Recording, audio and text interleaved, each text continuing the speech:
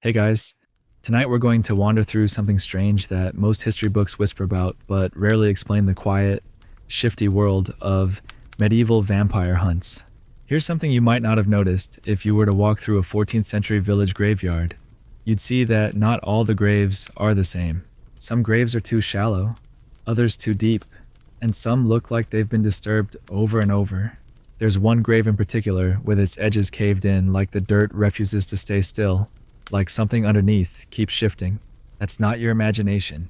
In places like rural Serbia or Transylvania, this was the first hint to the villagers that something was wrong. Not some dramatic coffin exploding open in the night, not a trail of blood smeared across a windowsill, just a slowly collapsing grave and the growing murmur that maybe, just maybe, the dead weren't quite done with the living. This story doesn't shout, it hides. It waits, and it reveals something we may not want to remember. You probably won't survive this if you expect it to make sense. So, before you get comfortable, take a moment to like the video and subscribe, but only if you genuinely enjoy what I do here. And hey, let me know where you're tuning in from and what time it is over there. Now, dim the lights. Maybe turn on a fan for that soft background hum, and let's ease into tonight's journey together. You trudge slowly into a world where graves don't always stay shut, and villagers sleep with garlic necklaces not because it works, but because they feel less alone that way.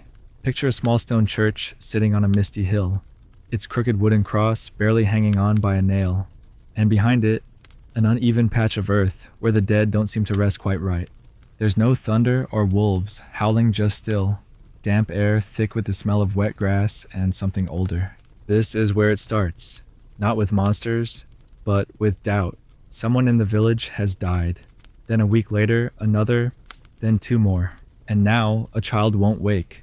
And her mother swears she saw the dead uncle at the window last night. Nobody believes her until someone else sees him too. Then everyone believes it, and just like that, you've got a vampire. Now, the term vampire doesn't quite show up yet, but not in the way you're thinking. In Slavic tongues, they had other names: Upir, Nosferatu, Vrikolakas. But the story's the same. Someone dies, and after their burial, strange things start to happen. The crops fail and livestock withers. People wake at night gasping, swearing something sat on their chest, and someone else, always weaker, dies. Historians still argue whether these tales were literal beliefs or social coping mechanisms for grief and plague, but either way, they moved through a village like fog, creeping, soft, and impossible to hold back once they settled. And so, someone suggests digging up the body. This is not the sort of thing you do lightly. It's not a Tuesday chore, like mending a fence or fetching firewood. It's a sacred violation, but if enough people are scared, the priest will look the other way. And soon, under the gray morning light, a group of tired, frightened villagers is gathered around a grave. They dig with hands more than tools, the earth cold and heavy. Eventually, the shovel hits wood, and a few of them flinch. The coffin is lifted, trembling hands pry it open, and what they see depends on how much sleep they've lost. Sometimes the corpse looks fresh, too fresh. Maybe the cheeks are still plump, or there's blood at the corners of the mouth. And this, right here, is enough. Nobody asks about how decomposition varies with climate. Nobody considers gas buildup. This isn't science. This is fear wrapped in ritual. A body that doesn't decay properly is a sign it means the dead has been walking. And so begins the weird math of medieval vampire logic. If someone dies, and their relative's corpse isn't rotten, that relative must be rising at night to kill. The solution: disfigure the corpse. What follows is quiet but brutal. A stake through the chest. Sometimes though, often it's the stomach or mouth. The idea wasn't just to kill the vampire, but to deflate it. To stop it bloating up with blood. If you've seen 18th century reports from the Habsburg Empire, they describe corpses with gorged bellies and bloody mouths, all common in natural decomposition. But back then, they saw monsters. One of the earliest and most famous cases comes from 12th century Serbia, in the village of Kisiljevo, where a man named Petar Plagojevic died, and 9 people followed him into the grave within days. Villagers swore they saw him walking at night, pressing on their chests, drinking their blood. Eventually, an Austrian official oversaw the exhumation reporting that Peter's body was undecomposed and had fresh blood in his mouth, and they drove a stake through his heart. According to the record, he let out a groan and bled. You weren't there, but you kind of wish you weren't hearing that now. This idea that vampires moan or move when staked spread quickly. But remember, corpses can groan. They can twitch. These are natural reactions to gas escaping or muscles spasming during decay. It's unsettling, but not supernatural. Still, if enough people see it, they stop caring about biology. They care about safety, and so these strange rituals become common. Graves were reopened, corpses mutilated, some were burned. Others had their heads cut off and placed between their knees. Occasionally, they'd be buried face down, so if the dead tried to dig out, they'd just dig deeper clever, a bit mean, but clever. These practices weren't fringe, they were alarmingly standard across regions like Wallachia and Moldova. Vampire hysteria merged with Christian fears of sin and damnation. People didn't want to become vampires because that meant they had died badly, either suddenly, without last rites, or with sins unconfessed. It wasn't just fear of being attacked. It was fear of becoming the thing you dreaded most, undead, unloved, unburied properly. There's even archaeological evidence. Graves from Poland and Bulgaria show bodies with sickles placed across their necks, or bricks shoved in their mouths, classic anti-vampire measures. A sickle could slice the head off if the corpse tried to rise. A brick that kept the dead from biting. We don't know if it worked, but we do know they kept doing it, which tells you something about what kept them up at night. And then, as now, rumors had power. One sighting could turn into 10. One disturbed grave could convince an entire village they were cursed. You wouldn't last long in that atmosphere, not because of monsters, but because of your own neighbors. Paranoia spreads faster than disease. A sideways glance from a mourning widow could become evidence. A child sleepwalking might be labeled possessed. And once you're accused, it's too late. They dig up your kin. Check your grave. Find something wrong, they always do. You walk away from the churchyard now, but not too fast. The mist is still thick. The grave with the collapsed earth still isn't fixed. And in the distance, someone whispers that it'll rain tomorrow, but you know it won't. What's falling is ash, not water. You don't mention it. You just keep walking. Like you never saw the blood under the priest's nails, or the fresh stake leaning against the wall inside the sacristy. You're still wandering through that village, your boots heavy with mud and old superstition. And now everyone's talking about the body. It's always the body. Not the weather, not the harvest, not the neighbor's cow. It's the strange state of old Ivanko's corpse. You didn't know Ivanko well, but you heard he was a quiet man. Didn't say much, didn't drink much, didn't even die in a particularly interesting way. Just stopped waking up. But when his grave was dug up after 3 others died mysteriously in the same week, that's when things got unsettling. His body wasn't rotting. His nails looked longer. His mouth, well, you swear someone said they saw fresh blood there. And so begins the familiar medieval dance fear dressed as logic. They didn't call him a vampire exactly, but everyone knew. And just like that, Ivanko became the first suspect, the centerpiece of every whispered conversation and every anxious glance around the fire. Historians still argue whether these suspicions stem from genuine belief, or if they were clever excuses for explaining tragedy in a time when disease and death move faster than anyone could comprehend. So, you imagine the scene: early morning, gray sky, dew clinging to the grass, and half the village shivering in a circle around an open grave. They're all pretending this is normal, digging up a man who's only been dead for 2 weeks, because the baker's wife swears she saw him at her window last night. No one questions her. No one wants to be the one who speaks against the growing fear, because in villages like this, fear is contagious, and doubt makes you suspect too. Someone brings a wooden stake. Another mutters a prayer with the urgency of a man who's hoping he'll be heard, but doubts he will be. The coffin is cracked open. The silence that follows is louder than any scream. What they see convinces them. Ivanko looks peaceful, maybe even too peaceful, with color in his cheeks like someone who's just napped in the sun. His lips are red. His shirt is damp at the collar. And even though you try to explain it to yourself, fluid movement, anaerobic bacteria, the way blood pools and clots, it doesn't matter. What matters is the villagers believe he's not done yet, and so the second part of the ritual begins intervention. They take the stake clumsily carved from a birch branch and drive it through his chest, not because it kills him, but because it pins him down. That's the thinking. Like a butterfly caught to a board, he's now rendered still, inert, unable to rise. Some say the body jerks, some say it sighs. One child screams, and no one comforts her, because everyone's afraid she might be next. The priest steps forward. He mumbles something in Latin, and someone throws salt into the grave. It hits the coffin like soft rain, but the gesture feels hollow, like a spell cast after the monster has already left. The grave is filled in, slowly, and everyone walks away pretending that it's over, but you know better. These things don't end. They just sleep for a while. The idea that the dead might return wasn't always terrifying, it was once comforting. In some pagan traditions, ancestors stayed close, protecting their kin, watching the crops, whispering in dreams. But as Christianity swept across Europe, the line between ancestor and demon blurred. A dead relative lingering became suspect. Was it the soul, or something darker? Was that shadow at your window a blessing or a curse? And the stories spread, often passed from traveler to traveler, mixing with the local fears and folklore until no one remembered where they started. A corpse that didn't rot right, a baby born with teeth, a man who never cast a shadow after sunset, all became reasons to suspect someone of being touched by vampirism. And you wouldn't believe how quickly this stuff spreads.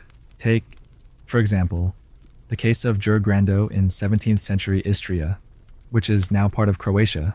He died in 1656, but for 16 years after his burial, villagers claimed to see him wandering the streets at night. They said he knocked on doors, and whoever's house he knocked on someone inside died within days. Eventually, the priest and local mayor organized a group to dig him up. They tried to stab him with a hawthorn stick, but it bounced off. They had to cut off his head instead. That part worked. Apparently, you don't hear much about Jur after that. But the point is, fear turns into stories. Stories turn into rituals. And rituals turn into folklore that outlives the people who started them. Historians still debate whether cases like Grando's were exaggerated retellings, misunderstood diseases, or metaphors for social control. But the grave was real. The villagers were real. And the fear, very real. And here's something strange. A lot of these so-called vampires weren't dangerous in life. They were quiet, even kind. Sometimes healers, sometimes outcasts, often just people who died at the wrong time in the wrong way. You'd think a vampire would be the violent, angry sort, but no, the quiet ones got dug up the most. There's something about mystery that invites suspicion. If someone was odd, didn't attend church enough, or looked just a little too pale, they became potential suspects. And if they had any unusual habits like sleeping during the day, or avoiding garlic, you might as well start sharpening the stakes now. In some places, the vampire hysteria reached bureaucratic levels. Local councils would record meetings where the villagers petitioned to dig up suspected vampires.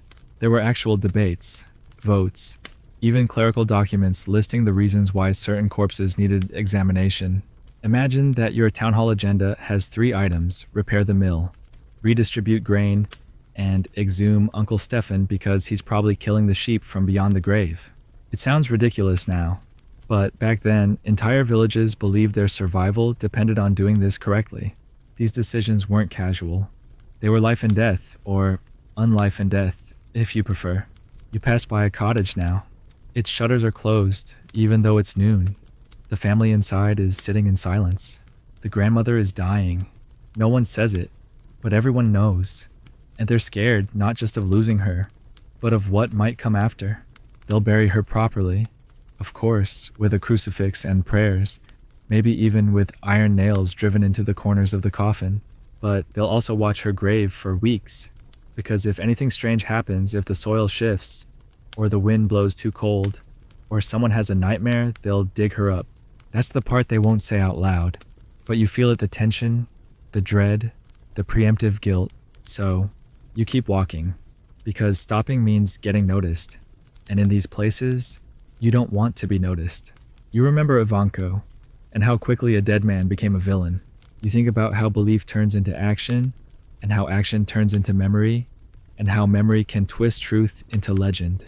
There's no safety here, only the illusion of it. A freshly filled grave doesn't mean peace, it just means waiting. And perhaps that's the real heart of this strange history, not the vampires, but the waiting, the long, tense silence between death and whatever might follow. It's not about fangs or cloaks or bats. It's about the space between breaths, the moment when someone dies and the world refuses to let them go, the moment when fear finds just enough room to grow. You wake the next morning in the same village. Though morning here is a generous word, it's more like a pause in the gray, a slightly less oppressive shade of fog hanging in the air. People move quietly, avoiding eye contact, and there's a tension you can taste, like copper on the tongue. Someone died in the night. That makes 4 this month. No one says the word vampire yet, but it hovers behind every sentence. Instead, they talk about the illness, or the curse, or the return.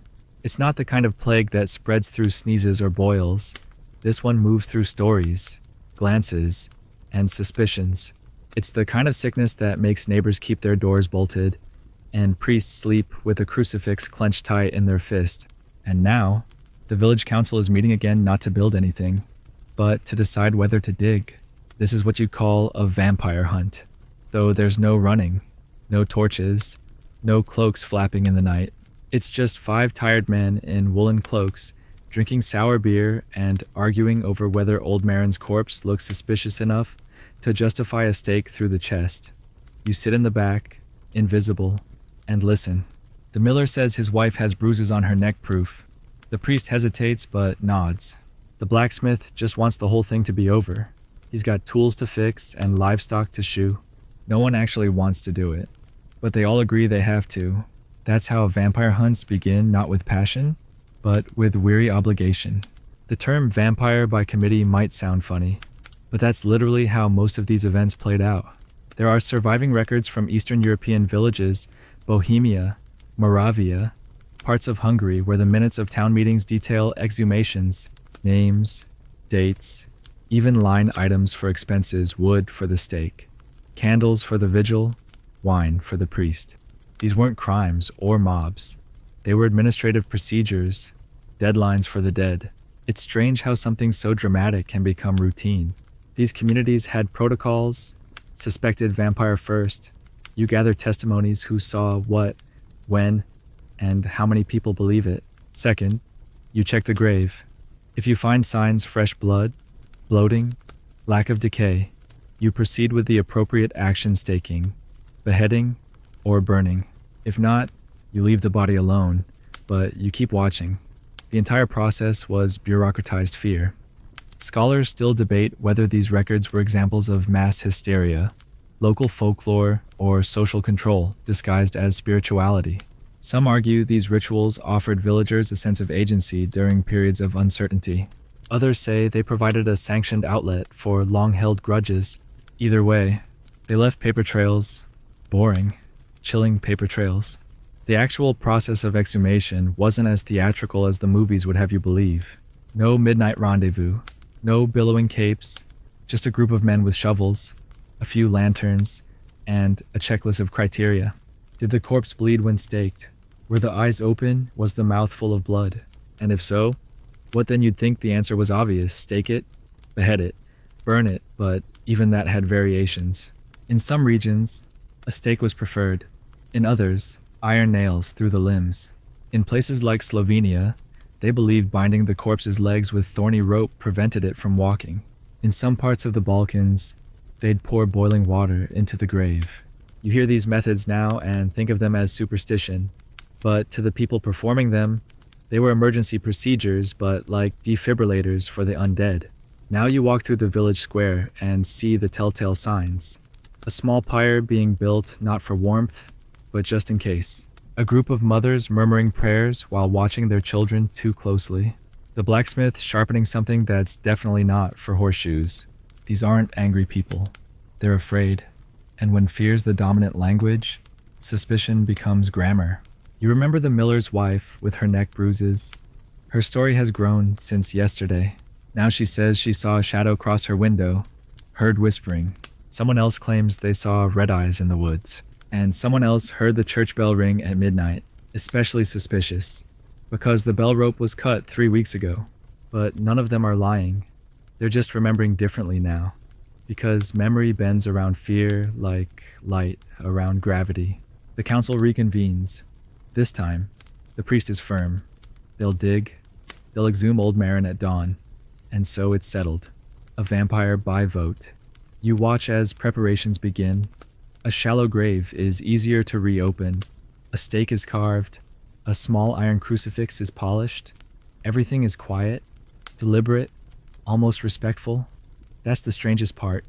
There's no rage, no violence, just a solemn efficiency. These people don't want to kill Marin again. They just don't want to be next. As night falls, you hear stories circulating over small fires. One man swears Marin had a second life, a secret family 2 villages away. Another says he could talk to animals. Someone else remembers a story about him whistling in the graveyard at midnight. Just for fun. These stories don't have to make sense, they just need to exist. And once they do, they stick. You feel how fast a man can be rewritten by the fear he leaves behind. Marin was a carpenter, a good one right too, but now he's a monster in the making, because his body didn't rot on schedule. There's a common belief at the time that vampires bring drought, disease, or dreams that make you feel like your soul is leaking out through your teeth. It's all very poetic, in a grim way. And sometimes, it's not even the corpse's behavior that gets you. It's what happens around it. Bread rises funny. Dogs won't stop barking. Milk sours faster than usual. The signs aren't scientific, but they're undeniable when stacked. 1 oddity, maybe coincidence. 2 suspicion. 3 get the shovels. You turn in for the night, but you can't sleep. Not because you believe in vampires, but because you've seen what belief does. The real horror isn't under the dirt. It's in the way people look at each other when something goes wrong. You lie in a small wooden bed, listening to the silence of a village, trying not to breathe too loudly. Outside, footsteps crunch gravel. You tell yourself it's the priest checking on the pyre. Then you hear them again. And again. Always just one set. No voices. No torchlight. Just soft, deliberate steps circling the house. You don't move. You don't blink. You just listen, like the villagers do when they think something ancient is pacing between the trees. By dawn, the mood has changed. The air is sharp. Everyone gathers at the edge of the graveyard. The hole is opened. The body is lifted. Marin looks peaceful, almost smug. And yes, his skin is pale. His beard has grown. His mouth is slightly open. And someone swears there's blood on his teeth. You try to argue hair and nails keep growing after death, and blood can seep out naturally, but no one's listening. A stake is raised. A moment of hesitation, then a wet, splintering sound. Someone says a prayer. Someone else throws up. The hole is filled. The pyre stays unused, just in case. No one talks for the rest of the day. You wander past the grave again that evening, and the dirt looks calmer now. Packed tight, almost smug in its finality, but no one in the village is celebrating. When you ask if they feel safer, the blacksmith shrugs. The priest looks away, and the baker mutters something about keeping the garlic hung a little longer. You start to understand it's not about safety. It's about control. And in a world without penicillin, without science, without answers, control is the most precious fantasy there is. It's the illusion that if you do everything just right, the proper burial rites, the correct prayers, the right angle of the stake, then maybe the death will stop. Maybe your child will live. Maybe the cow won't give bloody milk again. You realize that these vampire hunts, strange and unsettling as they are, serve a purpose. They give form to fear. And when fear has form, it can be managed, contained, even ritualized. That's why the plague didn't just bring rats and boils and silence. It brought vampires. The Black Death swept through Europe in the 14th century like a scythe through dry wheat. Cities emptied. Villages turned to ash. Graves overflowed. And in the chaos, people looked for causes, any cause that didn't involve invisible germs they couldn't understand. Vampires were convenient. They explained why entire families could die within days, why the healthiest men collapsed without a wound, why no prayer seemed to work. It wasn't just demons or punishment from heaven. No, something earthly, something buried was doing this. So they looked to the graves, they dug, and what they found, again and again, fed the belief. Bodies with dark blood at the nose, bloated bellies, strange expressions. These weren't signs of disease, they were proof of feeding. In 1349, for example, in what is now Poland, a series of unexplained deaths led to one of the earliest officially recorded mass exhumations. Local authorities authorized the opening of over a dozen graves.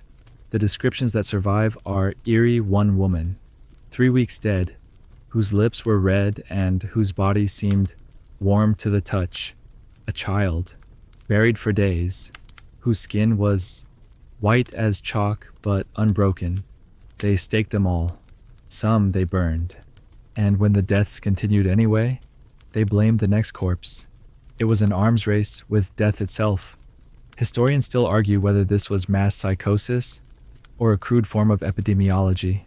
But either way, the pattern held. Death without explanation meant suspicion. And suspicion always pointed backward to the people who were supposed to stay dead. And what's chilling is how ordinary it became. During plague outbreaks, vampire hunts became almost procedural. Some towns had unofficial grave inspectors, usually old men who claimed to have special sight or experience with the undead. One man in Moravia supposedly claimed he could smell a vampire in the soil. Another in Transylvania swore he could hear corpses whisper through the ground. People believed them. Why wouldn't they? These men offered clarity when priests and doctors could only offer more death. So they were followed, listened to, paid, even. One letter from a 15th century mayor to a bishop complains that a so-called vampire seer was charging a full day's bread for every grave he sniffed. The bishop didn't respond. Probably busy, or maybe scared. And the plague made it worse. In another way, it distorted time. When death comes slowly, you can grieve, but when it comes fast, you don't have time for mourning. You need answers, and you need them now. So if your neighbor dies in the morning, and your brother dies that night, you don't think it's a coincidence. You think something came back with the first corpse and dragged the second one with it. That's how the logic builds. It doesn't have to make sense. It just has to feel right when nothing else does. Of course, not every vampire hunt happened in plague time, but the plague primed Europe for this kind of thinking. It weakened trust in institutions. It blurred the line between religion and folklore, and it left behind a legacy of suspicion that lasted for centuries. In some villages, people were buried with precautions just in case. Mouths sewn shut, limbs bound, faces covered. There's a site in northern Bulgaria where over 30 graves were found with iron stakes through the pelvis. Not the heart, the pelvis. Archaeologists think the idea was to weigh the body down, keep it from rising. These were not spontaneous panics. They were cultural blueprints. And then there were the more personal stories, like the case of the shoemaker's daughter in a Hungarian hamlet, who died after kissing her sick fiancé goodbye. He recovered. She didn't. Days later, he claimed to see her standing at the edge of his bed, silent, pale, eyes wide open. When he told the village, they dug her up. She had shifted in the coffin. Her nails were long.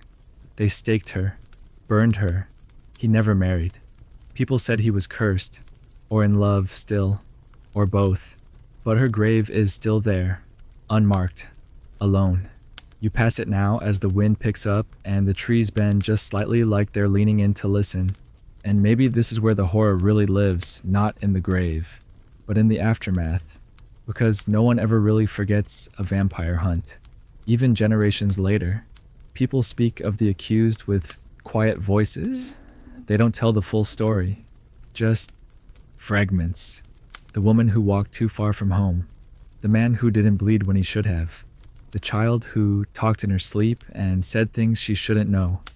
It becomes part of the soil, the way old blood stains wood. You can sand it, repaint it, but on certain nights, in certain light, it still seeps through.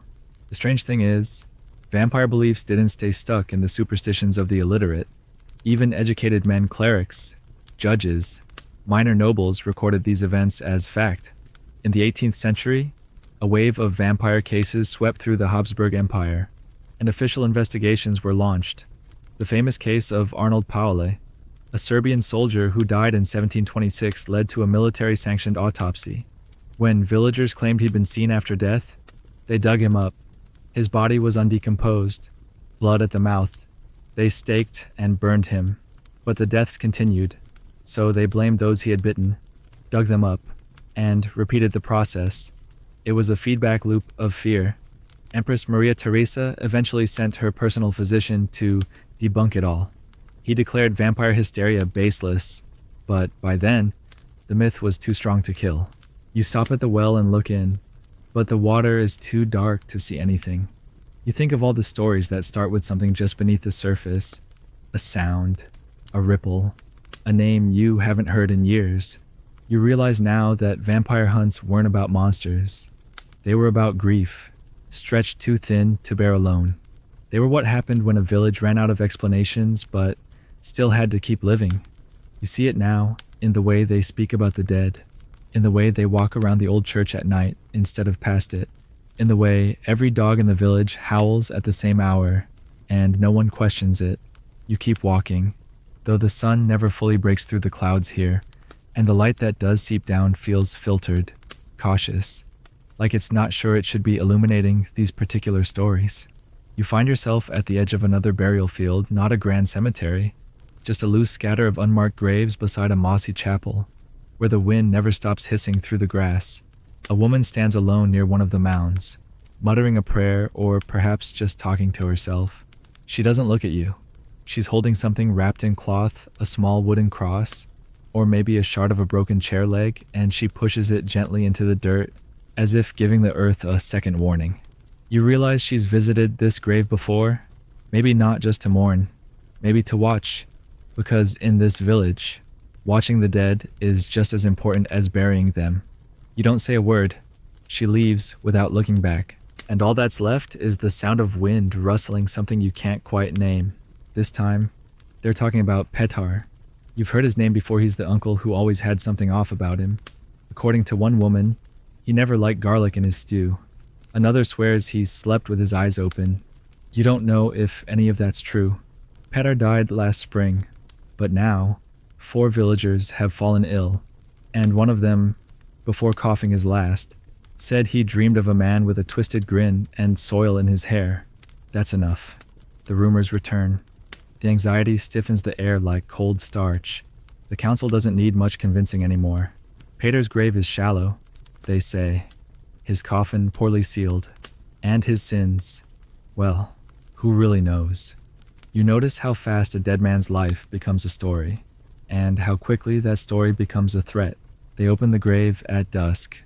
The priest doesn't even argue this time. They say they heard strange noises near the chapel grunts, rustling, a kind of wet breath that didn't belong to the living. Whether or not they heard anything at all doesn't matter. What matters is they believe it, and that belief makes the dirt easier to dig, the suspicion easier to bear. You stand at the back of the crowd again, watching silently as the coffin lid is pried open. Inside, Petar's body is contorted. That's the word they use. His limbs are wrong. One arm bent behind his back, his mouth agape, lips dry and cracked but stained. Yes, they say with blood. You want to say it's natural. The position of a corpse bloating under pressure, the so-called blood, just post-mortem fluid. But no one asks you. They've already decided. Someone holds up the stake. The priest blesses it quickly. The crowd leans in, then recoils as the wood strikes through bone with a splintering crunch. But that's not the end. This time, they dig more graves. 3 others. All people Petar might have visited. One of them is a child. You feel your chest tighten as the tiny body is unearthed. They don't stake her. They just rewrap her in salt-soaked cloth, put a stone in her mouth, and rebury her facing down. It's called a preventative burial. You realize the rituals aren't just about fixing what they believe went wrong. They're about making sure nothing worse happens. Historians still debate how common these practices really were.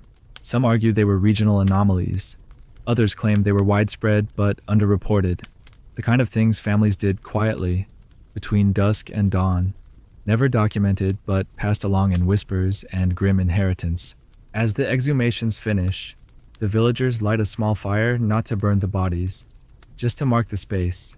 Smoke curls into the evening like a memory trying to escape. You hear one woman mutter that Peter used to whistle in church, which everyone thought was odd. Another says she always thought his dog looked at him funny. You don't laugh. None of this is funny. It's just how fear builds retroactively, taking old quirks and dressing them in menace. You begin to understand that in the realm of vampire hunts, the past is never left alone. Every action taken after a death rewrites what came before it. The sinner becomes monstrous, the eccentric becomes evil, the silent become accused. And then there's the aftermath. Always the aftermath. Because after the stake is driven, the salt scattered, the stone placed, the villagers don't feel relief. They feel hungover, like they've done something necessary, but not something right. You watch them walk home with heavy steps, avoiding eye contact, carrying invisible burdens in their silence. The air is thick with something unspoken, not regret, exactly, but the kind of exhaustion that follows moral compromise. You think of the woman with the wooden shard, and wonder if she felt lighter after driving it in. Probably not. What's stranger still is how normalized these rituals become. By the time you reach the next village, you find that they've institutionalized it. A written guide, of sorts, posted near the church, illustrated, even, with diagrams of staking positions and coffin reinforcements. You think it must be a joke, a twisted piece of art, until the priest confirms its use. Just in case, he says, and his voice is tired. The guide includes what they call signs of restless, dead, bloated corpse, flushed cheeks, red under the fingernails, bleeding from the nose, no decay within the first week, rats avoiding the grave, dogs barking at the mound. These aren't scientific observations, they're atmospheric. The kind of signs that accumulate, not because they're reliable, but because people are desperate for patterns. And in the margins of this guide, someone has scribbled additional notes: place iron at the threshold, burn hair of the accused, watch for dreams of biting. It's folklore fused with anxiety, a whole cosmology of decay and dread. You try to imagine living this way, day after day, where every death might echo, where every corpse might be restless, and where being wrong doesn't matter nearly as much as doing something, anything. The cost of inaction is too high. In a way, you start to feel sympathy for them. These weren't cruel people. They were scared, overworked, underfed, and surrounded by mysteries they couldn't explain. They didn't have forensic science. They had bad dreams and bruises that wouldn't heal. You begin to see the vampire not as a creature, but as a placeholder for grief too large to hold. A metaphor that got out of hand. The hunger of the grave, made personal. And once it has a name, it has a face. And once it has a face, someone gets blamed. You leave that village at dusk, passing the fields where more unmarked graves lie hidden beneath the wildflowers. You notice how carefully some stones are placed, flat rocks, sometimes just one, left at the head of a grave, a signal, or maybe a warning.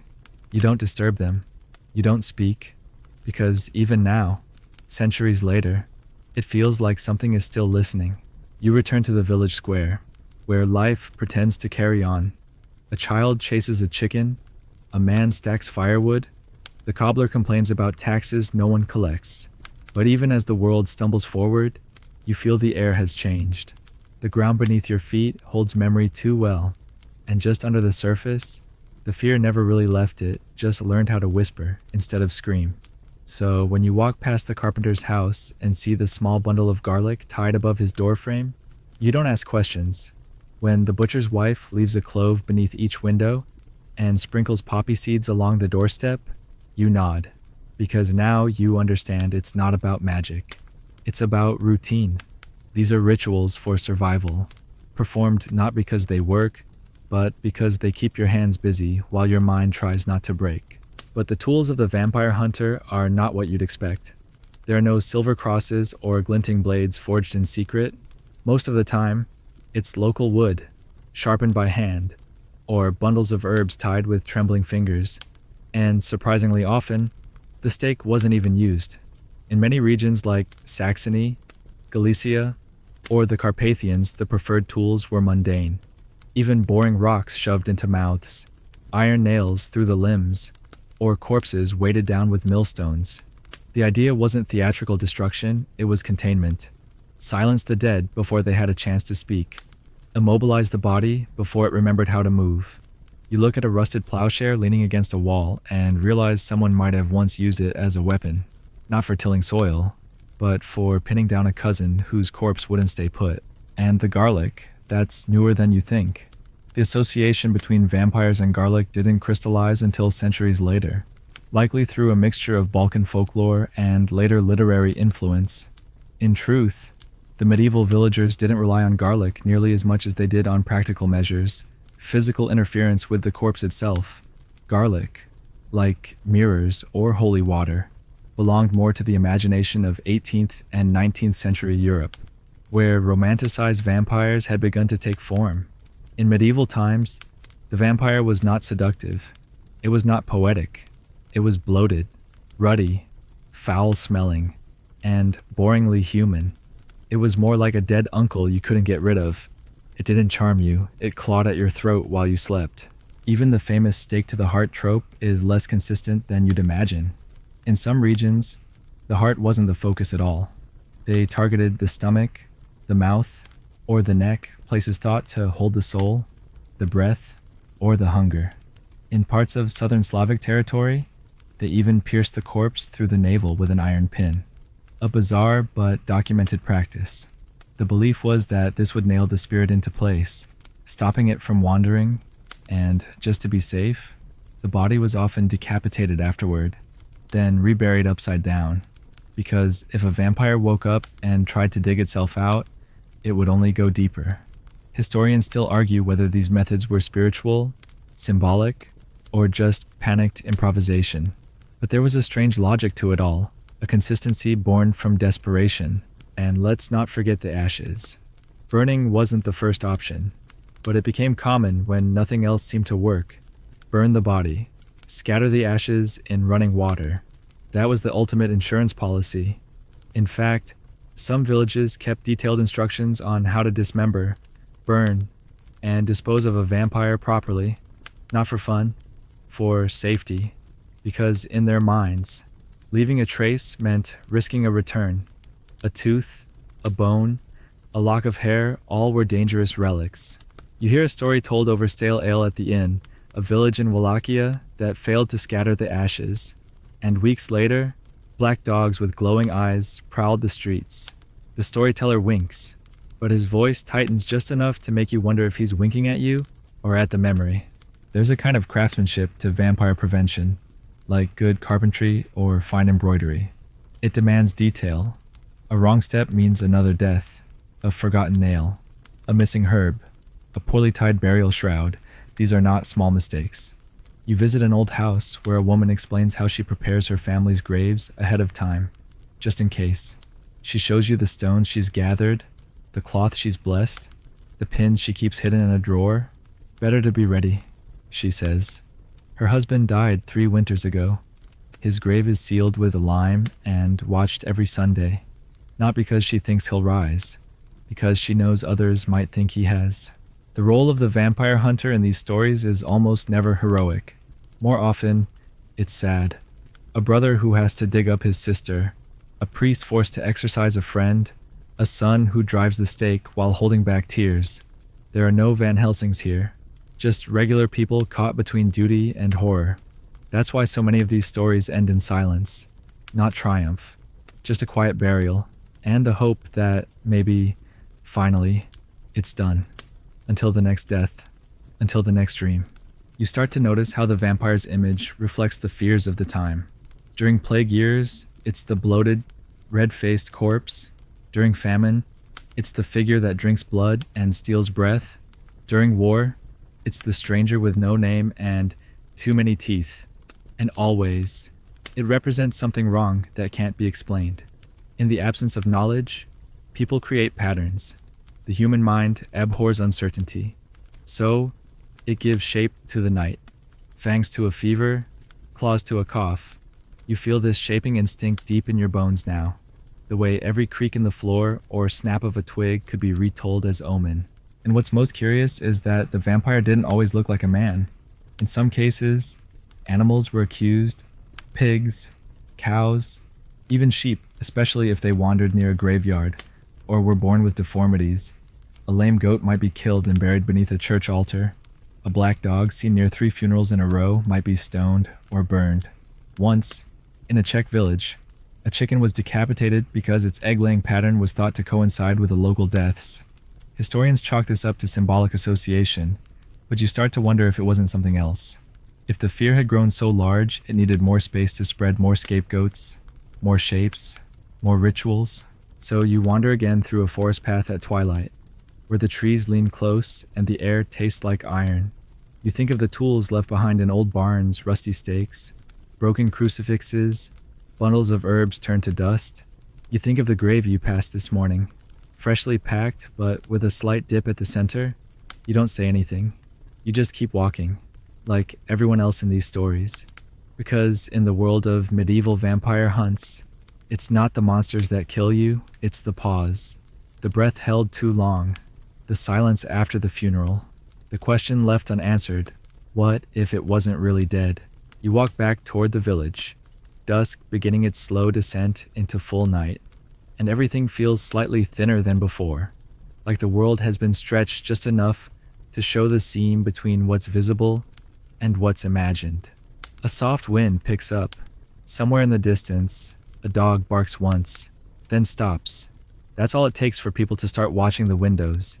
You pass the smith shop, where the forge has long gone cold, and outside, propped carefully against the door frame, rests a bundle of ashwood branches tied with twine freshly carved into stakes. He's not selling them. They're for himself, for insurance, because even the men who roll their eyes at superstition during the day sleep with a hammer beside the bed when night comes. The question isn't whether they believe. The question is whether they want to risk being wrong. And it's in that hesitation between disbelief and desperation that the church sometimes finds its place. You'd think religious authorities would have stamped out vampire hunts early, but in truth, they didn't know what to do with them. Vampires weren't clearly mentioned in scripture. Demons. Yes, spirits, of course, but undead corpses rising from the grave to suck life from the living. That was folklore. That was messier. And so, responses varied. In some regions, priests condemned the practice. In others, they participated. There are records from the early 1400s of clergymen blessing stakes before vampire exhumations, reciting prayers over desecrated graves, and even helping to identify suspected revenants. Historians still argue whether this was spiritual leadership or institutional self-preservation, but either way, it blurred the line between religion and folk panic. Theologians attempted to wrestle the idea into acceptable doctrine. Some proposed that vampires were demons animating corpses, not the souls of the deceased, but evil forces using the body like a puppet. Others believed that vampires were souls trapped in purgatory, punished for unconfessed sins or sudden deaths. This explained why suicides, murder victims, and unbaptized children were often the first accused. Their deaths disrupted the order of things, making them suspect by default. So, the church adapted. Special prayers were written. Masses for the restless dead were introduced. In some places, clergy quietly allowed exhumations so long as they were performed with ritual dignity, and no one spoke too loudly about it. It was damage control, disguised as holy duty. You remember one tale you overheard in the previous village, where a bishop allegedly had a series of coffins inspected after a series of infant deaths. He found one corpse moist and flushed, and ordered it be burned under cover of darkness. The ashes were sprinkled in the river behind the chapel. No record survives in official church documents, but the villagers still remember. They tell it like a fable now. One part caution, one part confession. That's the thing about vampire stories, they never stay buried. You can try to forget, but someone always remembers. Often, it's the children. The children know more than they should. You hear them whispering at the edge of the square, tracing crosses in the dirt and daring each other to walk around the chapel backwards. One girl has a tiny cloth doll with pins stuck in his chest. She says it keeps her brother from dreaming of the dead. Another boy says his grandfather told him that if you sleep with a mirror under your pillow, you'll see the face of the one who visits your house next. The others giggle, but no one tries it. Even the bravest among them know that some games aren't really games. You realize these rituals are inherited like heirlooms passed down, not because they're understood, but because they're remembered. And in remembering, they shape behavior. You see it in the way people treat the recently dead, not with grief, but with caution. In the hours after a death, the body is never left alone. Someone always watches it, not out of respect, but surveillance. They check the hands, the eyes, the position of the mouth. If rigor mortis hasn't set in correctly, questions arise. If a cat jumps over the corpse, that's bad. If a bird flies into the window, that's worse. If the corpse twitches well, then decisions have to be made. You hear about a case in 1317 in what's now northern Croatia, where a woman was accused of being a vampire not because of anything she did, but because the candle beside her coffin flickered too violently during the vigil. They took no chances. They didn't wait for symptoms. They opened her chest and pinned her to the earth. The logic was simple: act first, regret less. You keep walking, and the road narrows, lined with trees that feel too tall, too quiet. Somewhere, an owl hoots, and for a moment you consider that it might not be an owl. But then you keep walking. Fear works like that. It taps you on the shoulder, then disappears when you turn. And maybe that's why the vampire endures not as a creature, but as a question. What if death isn't the end? What if something clings to the body? Something unresolved? These villagers didn't want to destroy the dead. They wanted to finish what death had left undone. So it makes sense, in a grim way, that vampire hunts became formalized. In some villages, entire families were buried with insurance measures, iron bars over the chest, stones in the mouth, corpses trussed like game animals. A 15th century record from Saxony describes a burial method involving a crucifix placed inside the mouth, facing outward. In other places, they sewed the lips shut, sealed the nostrils with wax, and bound the fingers with red twine. One archaeologist called these graves prisons built for the soul. You can't help but agree. And what about the victims of these accusations? Most were already dead when the suspicions fell on them, but not all. There are stories, dark ones, about the living being accused, imprisoned, or even tortured into confessions. In 16th century Moldavia, a man named Doru was accused of being a vampire because his neighbors said he never seemed to age. He was brought before a magistrate who, instead of trying him, had him watched. When the magistrate's own daughter fell ill and claimed she dreamed of Doru sitting on her chest, that was enough. Doru disappeared. His house was razed. His name struck from the records. All that remains is a footnote in a dusty trial ledger and the story still whispered by the old women who lived near that patch of land. You start to understand that vampire hunts weren't just about the dead. They were about the living, too. About control, justice, revenge, a poorly timed cough, a pale complexion, a family that's too quiet or too wealthy or too strange. These could all become evidence. People used vampire fears to settle scores, land disputes, old rivalries, jealousy, and the line between belief and manipulation was so thin it vanished entirely. So you return to the chapel one last time before nightfall. The shadows have lengthened, the doors closed, but not locked. Inside, candles flicker before a cracked altar, and in the far corner, a book lies open on a wooden lectern. You approach slowly. The pages are brittle, the ink faded. It's not a Bible. It's a local death register, names, dates, causes, but some names are marked with a symbol you don't recognize, a crude spiral drawn in the margin. You trace one with your finger. It belongs to a boy who died in 1284. The note beside his name says, "Only eyes open at burial." Nothing else. You close the book gently, not because you fear waking the dead, but because you realize the story isn't over. It never was.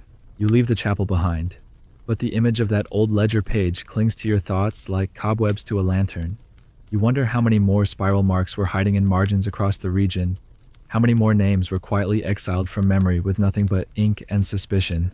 Outside, the village is nearly silent, the kind of silence that settles not because everything is at peace, but because everyone is listening. You pass a house with its windows blacked out, entire panes painted with soot to prevent anything or anyone from looking in. There are rosemary sprigs nailed to the frame and a faint line of chalk drawn in a circle around the doorstep. You don't ask questions? These are not decorations. They are declarations. Someone inside is dying, or has just died, and the family is doing everything they can to keep the soul inside the body, or maybe to keep something else from coming to take it away. The belief was widespread that the soul lingered after death for at least a few days, unsure of where to go, vulnerable to corruption, and prone to confusion. During that liminal window, a door left ajar, a mirror left uncovered, a name spoken too loudly could invite disaster. Some said the newly dead could be lured back into the home by familiar smells baking bread, lavender soap, the scent of a lover's hair. That's why some households burned herbs constantly for days after a death, not for fragrance, but as a smokescreen, masking the world from spirits hovering between departure and return. It wasn't just about vampires, it was about boundaries, the fragile veil between life and afterlife. And if that veil tore, even slightly, what slipped through might not be what went in. You begin to notice how many vampire prevention methods were about blocking the senses, cover the mirrors, shutter the windows, plug the keyholes, burn the body before it hears the morning. One belief in medieval Bavaria insisted that if the corpse heard crying, it would try to come back. So families wept in silence or went far from the home to grieve.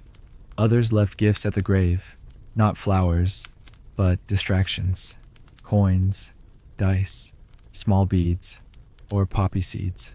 The idea was simple. Keep the vampire busy, let it count, let it play, let it forget why it rose in the first place.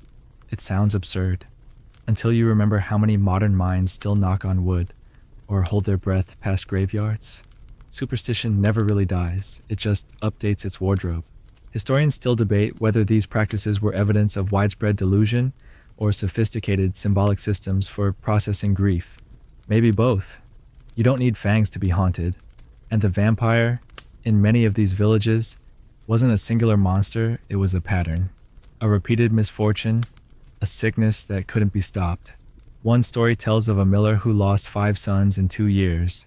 No wounds, no fever, just gone. The villagers said it was a curse, but the priest suspected a vampire. When they exhumed the 3rd son, his mouth was full of blood, and his face turned toward the coffin lid, as if he'd woken too late. The father refused to attend the ritual. They say he moved away afterward, never speaking of the mill again.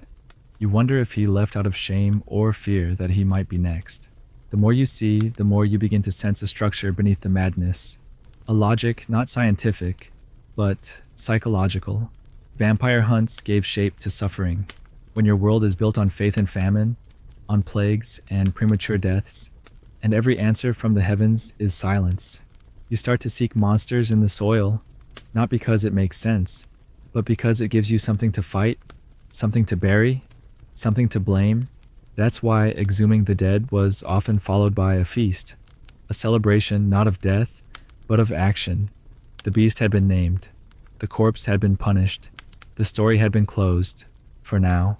And then there's the fringe, the strange, half-forgotten practices that don't even make it into most scholarly texts, like the case of the reverse sleepers in the Carpathians, where families buried suspected vampires with their feet pointing east instead of west, hoping to confuse the corpse into walking away from the village if it rose, or the mirror watchers of Moravia, who sat up all night beside the dead with silver mirrors in hand, hoping to catch any sign of the soul departing in the wrong direction.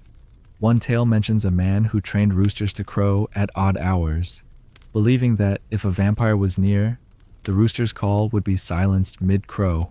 When he was found dead beside his birds, the villagers buried him with 3 mirrors and a knife through his heart, just in case he'd been too successful. But what of the ones who were never dug up, the ones who were simply watched? You hear of a woman whose grave was circled with salt every month for 10 years, though no one could remember why. Or a boy who died at 9, and every midsummer, the local children leave bread on his marker not as tribute, but as bait.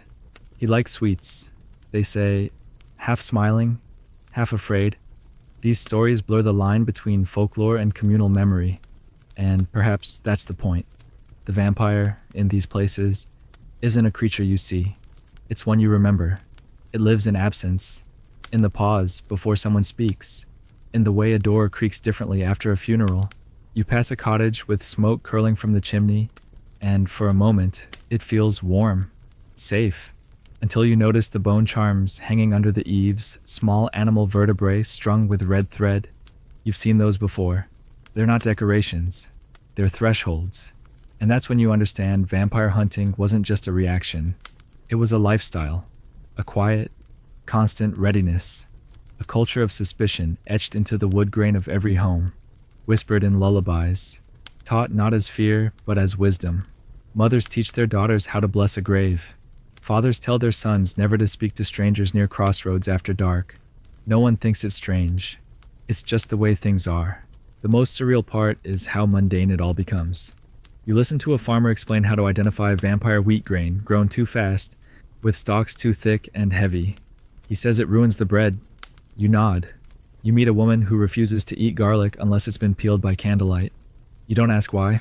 By now, you've learned that the answer is always both ridiculous and deeply sincere. Like the barber who insists he once cut a corpse's hair, only to see it frown in the mirror afterward. He hasn't used that chair since. It's rotting in the back room, covered in linens and regret. And still, every death brings the cycle anew. The vigil, the watchfulness, the decision, the digging, the evidence no matter how flimsy. A bruise, a murmur, a sigh, then the action, the stake, the silence, the refilling of the grave, and then the silence thickens, and people move on, but differently. You see it in their gait, in the way they touch their rosaries, even if they haven't prayed in years, in the way the children fall quiet when passing certain trees. These are not stories. These are lived memories. As night folds in fully, you realize something the vampires may never have existed, not in the way the stories tell, but the need for them did. That need built rituals. That need buried fear in form. And that need deep, wordless, desperate lingers still, not in graves or myths, but in the rituals we repeat without asking why. You wake to a gray sky again. Not that it makes much difference, these skies always seem colorless, like parchment soaked in ash. The village is quieter today, not peaceful, just quieter, like everyone's holding their breath in sync.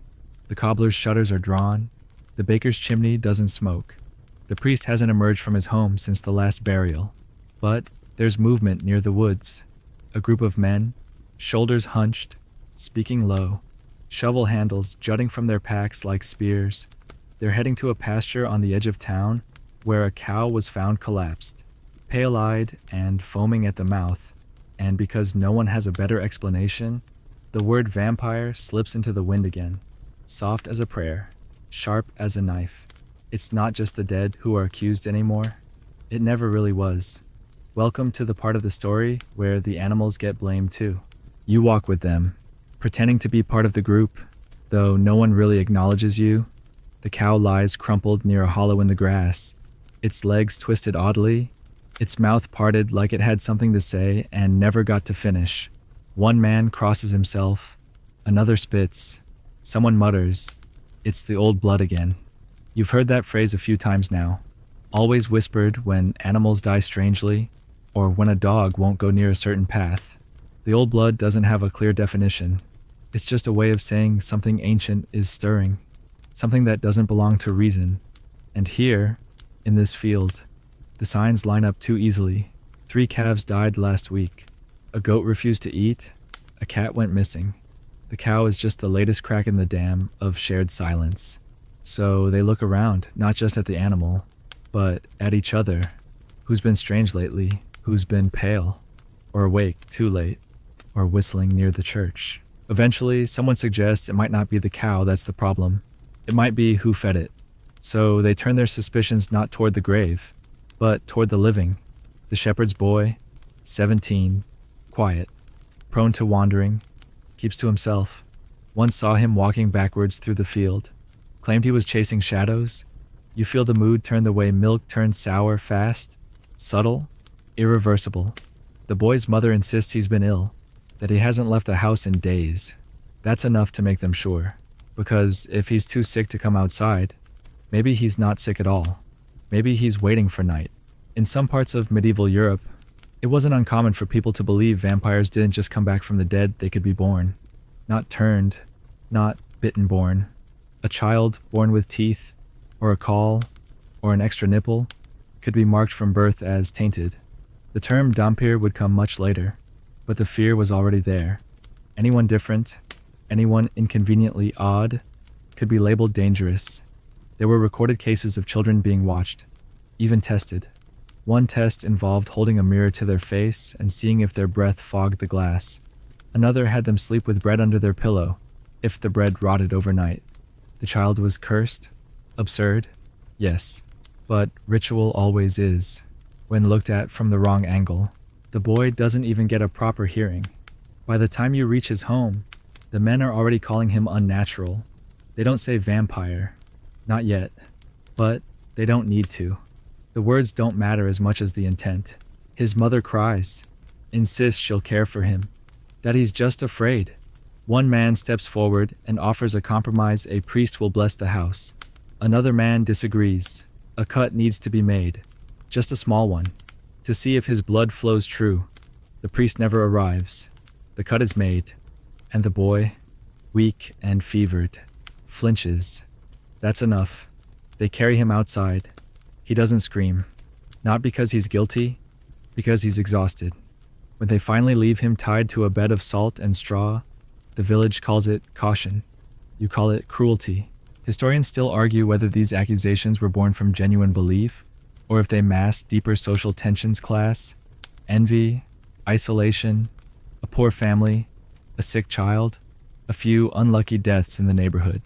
And suddenly fear finds a host. Vampire hunts didn't always involve dead bodies. Sometimes the living were more convenient. They could be questioned, isolated, purged. All it took was one moment of odd behavior, one dream too vivid, one unexplained illness. In a world where superstition guided the rhythm of life, the line between protection and persecution thinned until it disappeared entirely. You walk past the boy's house the next day. The salt circle remains. So does the straw. He's gone. No one speaks of him, not even the mother. She stands outside, blank-faced, sweeping nothing in particular. That's how forgetting starts, not with erasure, but with refusal. And soon, the village pretends nothing happened. They smile again, they trade bread, they drink, but now the jokes are quieter, the laughter forced. You sense the air tightening, as if even their comfort has a curfew. The vampire didn't need to bite anyone this time. The fear did it all on its own. And this wasn't isolated. There are accounts from Hungary, Silesia, and parts of Transylvania where entire families were accused while still breathing. Some were forced to wear markers, a red thread around the neck, or a coin sewn into their clothing to contain their essence. Others were watched through the night, or made to sleep under church eaves. In the worst cases, they were banished or quietly disappeared. Their names scratched from records, their homes left to rot. The vampire, in these moments, became less a myth and more a method, a tool for social control, a way to manage the unknown by targeting the inconvenient. You pause at the edge of a pond. It's still, too still. Reflections don't move. Someone once said that vampires cast no reflection not because of physics, but because they had no soul to reflect. But here's the truth, that idea came much later, long after the medieval hunts had ended. Back then, no one cared about reflections. They cared about behavior, about timing, about stories that matched just closely enough to feel dangerous. If your neighbor had a dream and your cow died, that was cause enough. If someone died and your name was mentioned in their final delirium, that was worth a visit. It's why so many of the accused, living or dead, were people on the margins. Widows, foreigners, the poor, the sick, the soft-spoken. Anyone who lacked a defender or seemed off could become the next excuse. And it didn't matter how long you'd lived in the village, how many fences you'd mended or hands you'd held. One wrong moment and your story changed. The truth about vampire hunts is they rarely needed monsters, just silence, suspicion, and enough people willing to trade doubt for certainty. You continue down the path as the wind rises, carrying the scent of firewood and faint cooking meat. A family is preparing dinner. Inside, they laugh. The child throws a ball of dough at the wall. For a moment, it feels normal, safe. But you see the iron bar nailed above the doorway, the crucifix hung not inside, but outside, a broom laid flat behind the threshold, a superstition that vampires must stop and count every bristle before entering. The family pretends they're not afraid, and maybe they're not, but they remember, and they prepare, because the vampire, whether spirit or symbol, whether dead or alive, isn't gone. It only sleeps between tragedies. You move slower now, your boots dragging slightly with each step as the path narrows between tall hedges and leaning trees. This part of the village feels older somehow, less touched by time, more wrapped in the sediment of memory. The houses are lower, slouched into the ground like they're bracing for something, and their shutters stay shut even when the sun tries to break through the clouds. You pass one home with an odd smell, earthy, acidic, vaguely metallic, and realize it's coming from a cloth bundle hanging from the lintel, dried herbs mixed with bone dust, and something you can't identify. Protection, they say, a charm against the unnatural. And in this village, unnatural can mean a lot of things. A fever that doesn't break, a dog that howls for 3 nights in a row, or bread that doesn't rise, even though the flour is fresh and the yeast was blessed. Which brings you, quite naturally, to the strange and unsettling story of the vampire baker. It happened, they say, not long after a particularly bitter winter, when food was scarce and tempers even scarcer. The baker everyone called him Iosif had a reputation for being particular. He never let anyone else into his kitchen. He always baked at night, claiming it gave the dough more spirit. And oddly enough, his loaves always stayed fresh longer than anyone else's, in a village where survival depended on bread lasting just one more day. That was seen as either a blessing or a very elaborate curse. When 3 people died suddenly one spring, all of whom had purchased loaves from Iosif that same week, the whispers began. One woman claimed the crust of her bread had turned red in the sun. Another said she found a tooth baked into the heel of the loaf. And then a child started sleepwalking and speaking in tongues, and his father swore he smelled yeast on the boy's breath every time he returned from these midnight wanderings. Yosef denied everything, and of course, claimed they were jealous, said it was superstition, bad luck, old gossip trying to bake itself into new fear. But no one believed him. Not really. Not after someone dug up the graves of the 3 recent deaths and found that 2 of them hadn't decayed at all. One even had bits of dough under her fingernails. They said, the details shift depending on who's telling the story. Some say she was buried with a bite of Iosif's rye loaf in her mouth. Others say he kneaded his dough with well water drawn at midnight under a blood moon. All versions agree on one point: they burned his oven, not his home, just the oven. They smashed it with hammers and scattered the bricks into the river. And Iosif disappeared shortly after. Some say he fled. Some say he was buried alive in the woods. Some say he still bakes on stormy nights. And if you smell warm bread but see no smoke, you should turn around and walk the other way. You shake your head, but the story lingers, like the scent of something baked too long ago to still be real. Bread is supposed to be comfort, communion, a symbol of life, and here, even that was turned into a symbol of death. That's what vampire hunts did. They infected the mundane. They didn't just target people, they contaminated habits, reshaped traditions, rewrote meanings. You think about how many things must have changed in those villages, not because anyone issued a law, but because fear reoriented daily life. How long did people avoid breaking bread after sunset? How many ovens went unused because of what one man might have done? How many people starved to avoid suspicion? And then there are the reports from farther afield places where vampire hysteria wasn't just rumor, but recorded observation. In parts of Austria, even learned men wrote official letters detailing cases where bread was said to contain traces of blood. In one 17th century case, a village physician claimed that mass hysteria broke out when a red mold infested local wheat stores, coloring the dough, the villagers, convinced that the baker was feeding them human remains, dragged him into the square and made him swear on a crucifix before they let him live. Even then, they destroyed his entire stock.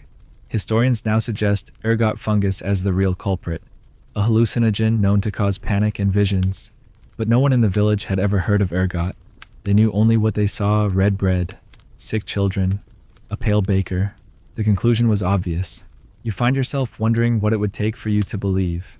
Not in the science, but in the story. Could you dismiss the whispers if your child woke screaming of a mouth with no eyes? If your neighbor's bread smelled like iron? If your own shadow lagged behind you just a little too long one evening? The danger of these stories isn't just that they frighten people, it's that they made sense.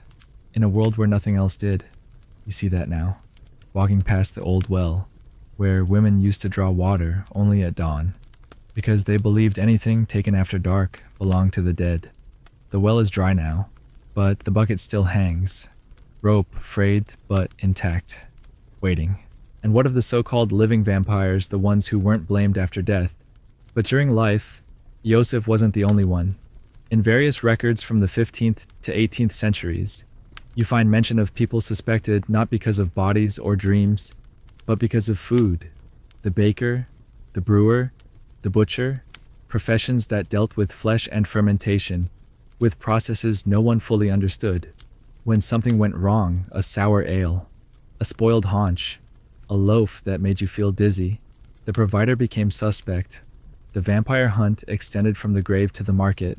If the dead couldn't be blamed, then someone had to be, and in villages where famine was a familiar visitor, the idea that someone might want to feed you something dangerous was not paranoia. It was survival instinct. You step into the ruined foundations of an old storehouse, stone walls half collapsed, vines curling through the cracks. A slate sign still hangs on one of the beams, though the paint has faded. You think it once said flour, but only the F remains. The rest is left to imagination. And that feels right, because imagination filled in the gaps where knowledge fell short. It still does. You crouch near a spot where the earth is strangely soft, and without really meaning to, you brush some of it away. Beneath the topsoil, you find a handful of broken pottery, a rusted iron spoon, and a nail. It's bent, deliberately, twisted at the center like a crude talisman. Someone once buried it here to ward off something, or someone. You cover it back up. You're not superstitious, but then again, you haven't been sleeping well lately. The vampire hunt, you realize, was never about blood alone. It was about trust, and food is the most primal form of trust we share. To eat something made by another's hands is to accept their life into yours. When that bond breaks, the result isn't just fear, it's betrayal. That's why stories like Iosif's echo, not because they're unique, but because they could happen anywhere. Because one tainted loaf is enough to make you question every meal after. And in a world already starved of safety, that's a terror worse than teeth. As you leave the ruins, the wind shifts, carrying with it the faintest scent of something baking. No chimney in sight, no home within 100 paces, but the smell is there, warm, slightly sweet, like bread just pulled from the fire. You stop, you turn, you see nothing, and you keep walking. You don't mention the smell to anyone. Maybe it was a trick of the air, or a memory your mind played back in the wrong place. Either way, you're not going to be the one who says, "I smelled bread where there was none," in a village that once burned a man for putting too much yeast in his loaves. So you walk on, pretending your feet are just tired, pretending you didn't glance over your shoulder 3 times between the ruined storehouse and the edge of the old field. And it's in that field just beyond a crumbled wall and a cluster of blackthorn trees that you come across something you weren't expecting: a cow. Or, more accurately, what's left of one. The carcass is fresh, untouched by decay, but collapsed in an unnatural pose, like its limbs gave up mid-fall. There are no bite marks, no signs of struggle. Just a smear of dark fluid along the grass and something odd about the eyes. They're open, glossy, but not quite focused. You step closer. The skin near the flanks is pale, almost translucent. It looks drained. You don't say vampire, you say illness. You say coincidence. You say nothing. But when you return to the village and mention the dead cow, the silence in the room is immediate. One of the elders makes the sign of the cross. Another spits into the hearth. No one asks for details. No one wants them. Instead, a woman quietly stands and begins mixing herbs into a bowl. Mugwort, rue, crushed garlic. She ties the mixture into a cloth and hangs it above the door. By nightfall, every house has done the same.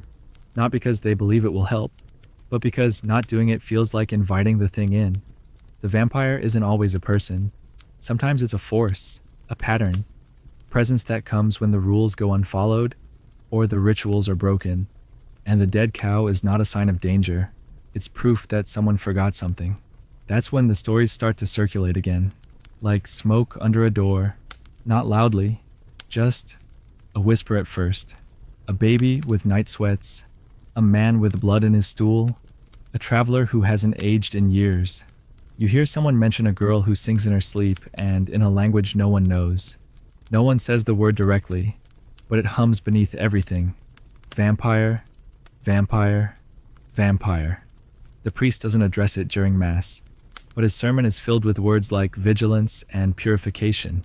He warns against opening your door to strangers after sunset. He says, not all evil walks upright, and doesn't explain what he means. You don't need him to. The village is already preparing.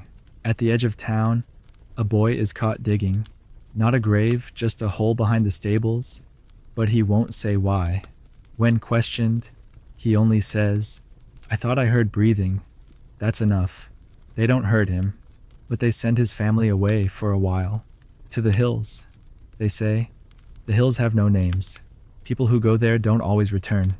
You begin to notice that the hunt, when it comes, doesn't need a formal beginning. It just happens. One sign leads to another. A whisper grows legs. Suspicion turns a corner. And then someone's opening a coffin or dragging a neighbor from their home in the name of caution.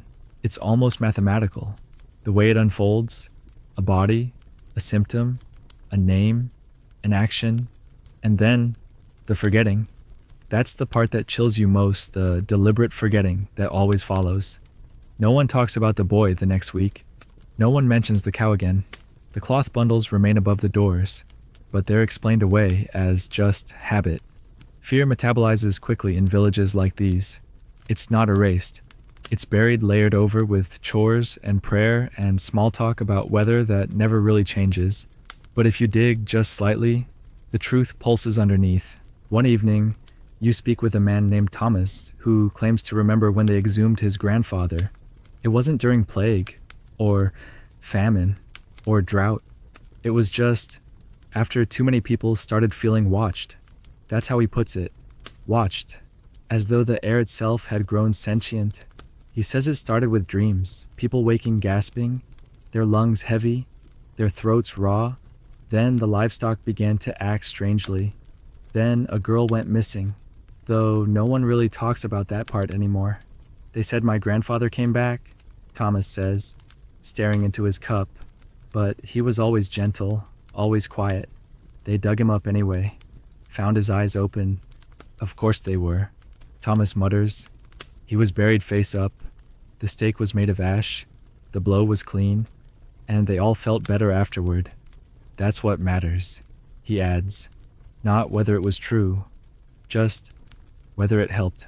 You think about that for a long time. Whether it helped. Whether all of this, the garlic, the herbs, the stakes, the stories was ever meant to stop the supernatural or simply manage the unbearable. Because there's something seductive about the idea of a vampire, something orderly. If evil has a body, it can be fought. If death has a name, it can be warned against. If pain has a pattern, it can be broken.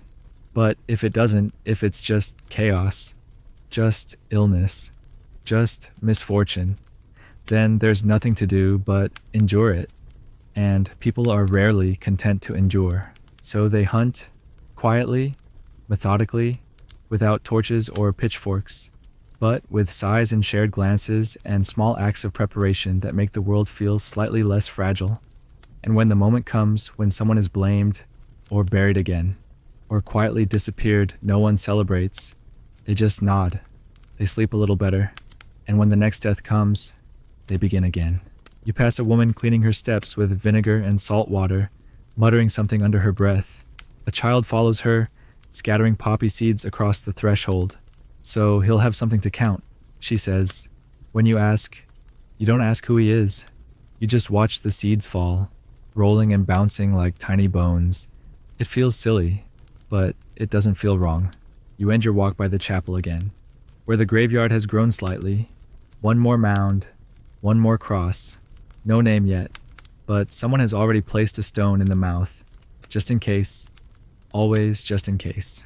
You don't remember when you started checking the graves each morning. It just became part of the rhythm, like tying your boots or listening to the birds or lack of them. You walk the perimeter of the churchyard slowly, eyes tracing the shallow mounds, looking for anything that seems off. A shift in the soil, a footprint that doesn't match, a flower left where no one claims to have visited. You're not looking for vampires. Exactly.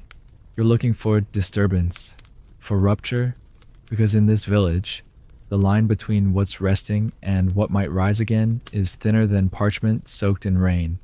And today, something's wrong.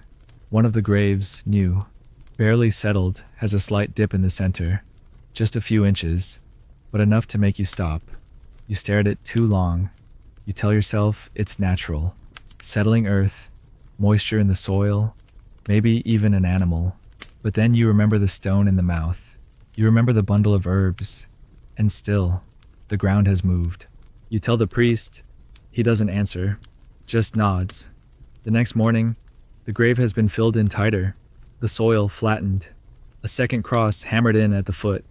No one admits to doing it. No one talks about it. But you notice that every house has placed a new mark above their door, a scrap of red cloth, knotted 3 times, with a clove of garlic sewn into the fold. You've seen these before. They're not part of church tradition.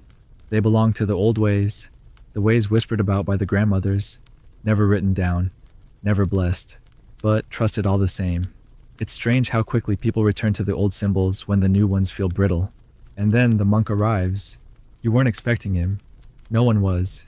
He doesn't announce himself, just appears in the village square one morning, cloaked in gray, face half hidden by a hood too heavy for spring. He says he's come to study, to collect reports. He explains. His voice is low and smooth, like rain on stone. He carries no cross, no satchel, just a book, bound in cracked leather and too thick for travel. The villagers are polite, but distant. They don't invite him in. They don't offer bread, but they don't tell him to leave either. That would be rude, and rudeness invites attention. He begins walking the village, asking quiet questions about the graves, about the deaths, about the smell near the stables. He listens more than he speaks, nods often, and always touches the pages of his book when someone says something strange. You ask him what he's writing. He says he's recording manifestations. That's the word he uses. Not signs, not evidence. Manifestations. You press further. He says the church is revisiting its position on the undead, that some believe the line between spirit and body isn't always clear, that under certain conditions, the soul might cling. You ask what conditions. He smiles without showing teeth. Strong attachments. He says, or unfinished sins. The villagers begin to avoid him after that. He doesn't seem to mind. He stays at the edge of the village, near the blackthorn grove, in a hut that hasn't been used in years. At night, he walks the cemetery with a lantern, stopping at random graves, whispering into the wind. One child says she saw him speaking with a corpse. Another claims he walked through the chapel wall. No one confirms this. No one denies it either. The priest refuses to comment. But you notice he's been drinking more, and his sermons have grown shorter, more like apologies than teachings. Then one night, the monk doesn't come back from the graveyard. Morning comes. His hut is empty. The pages of his book are gone.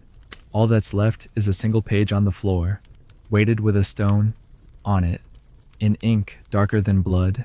is a drawing, a crude image of a body tied with ropes, face turned to the side, mouth open. Above it, a word written in Latin river tintum. The returning. You don't know if he left or was taken. The villagers don't ask, but that night, they light fires in every window, and by morning, the dip in the earth at the new grave has grown deeper. Historians argue about monks like this.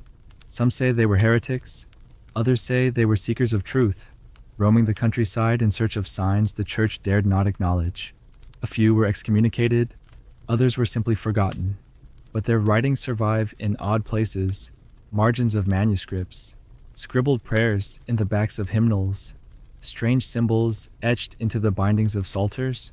One common theme, the belief that the dead do not always stay dead, not because they are evil, but because they are refused rest, denied closure, unmourned, unforgiven, and so they return not to harm, but to be seen. You remember a story told to you by a woman near the mill. Her mother died young, throat full of river water, after a fall that no one believed was accidental. She was buried hastily, without ceremony. 2 weeks later, the bread in their house began to mold overnight. The walls wept condensation. The dog refused to enter the bedroom. Then the girl began to dream of her mother, standing at the foot of the bed, holding a stone in her hand, mouth open, eyes wet. She awoke each morning with bruises across her arms. When they finally exhumed the body, it was bloated, mouth crusted with red, eyes open and clouded. They reburied her with proper rites. The dream stopped. The bread stayed fresh. The girl still carries the stone in her apron, not out of fear, she says, out of gratitude. You start to notice how many of these stories involve the dead asking not for revenge, but for completion. They are rarely monsters in the tales told by those who remember closely. They are sorrowful, confused, bound to the earth by promises unkept or pain unspoken. And the villagers, in their own way, try to help. The salt, the herbs, the rites, these are not acts of violence. They are acts of hope. Hope that something broken might be mended. Hope that silence might finally rest. But when the rituals fail, when the dead seem restless still, that's when the old fear returns. Not the fear of death, but of what lingers after. And so the villagers become less forgiving. The graves are dug sooner, the stakes driven deeper, the mouthstones replaced with bricks. You see one grave with 3 crosses, one at the head, one at the feet, one driven directly through the chest. It's not just superstition, it's insurance. You look around and realize the village has become its own kind of organism. It watches itself, it corrects itself, it culls its own sicknesses, real or imagined. And the vampire, whatever shape it takes, is the wound it never quite heals. The symbol of what happens when the cycle is broken, when grief festers, when justice fails, a scapegoat for sorrow, a myth for misfortune, a shape to hold the shapeless ache that comes with being human in a world where death too often comes without warning and never with explanation. You sit on a stone wall just outside the chapel and watch the village breathe. If you squint, it almost seems normal children darting between fences, hens pecking at the ground, smoke curling from the chimney of the blacksmith's house. But the rhythm is off. Everyone moves a little too fast or a little too slow, like they're trying to remember the right steps to a dance they no longer enjoy. And you realize something quietly terrifying: this village doesn't know how to stop hunting vampires. Not because it wants to, but because it forgot what life looked like without the fear, the rituals, the glances, the quiet refusals to walk past the cemetery after dusk. They've all become second nature. And now, even when no one's been buried in weeks, they still leave offerings. They still whisper names. They still check the graves. Not because there's danger, but because the absence of danger feels even more suspicious. It's the calm that frightens them now. The quiet, they don't trust it. The way an abused body doesn't trust stillness, or a mind long at war flinches at peace. And in that mistrust, they keep watching, keep waiting. The villagers are no longer reacting to events. They're preempting them. A girl is told not to sing in church because her voice sounds too cold. A man is sent to stay with his cousins because he had a nosebleed in the night. and the blood ran the wrong way. Someone finds a bird dead on their doorstep and scrubs their floorboards with vinegar for 3 straight days. These aren't superstitions anymore. They're rituals of paranoia, quiet rehearsals for a horror that never really arrives, and yet never quite ends. There's a house near the southern edge of the village, boarded up long ago, where no one will walk past after sunset, not because of screams or sightings or stories, but because it's simply too still. No rot, no collapse, no animals nesting in the rafters. The wood never splinters. The door never shifts. It's too perfect. That's what scares them. The sense that something is waiting inside, untouched and untouched for a reason. You ask one man if anyone ever lived there. He shrugs. They say someone did. That's the only answer you get. And that's all anyone wants. The uncertainty becomes part of the fabric. If you tried to find out more, you suspect someone might consider you the next disturbance. That's the pattern now. You see it everywhere, not just in death, but in silence. The quiet man at the tavern is watched more than the loud drunk. The child who speaks softly is more closely observed than the one who screams. And the more you try to fade into the background, the more they stare. That's the new vampire, anyone who doesn't match the noise. Stillness has become suspicious, reflection is dangerous, and death is no longer the problem. It's how you die, how you're mourned, what you leave behind.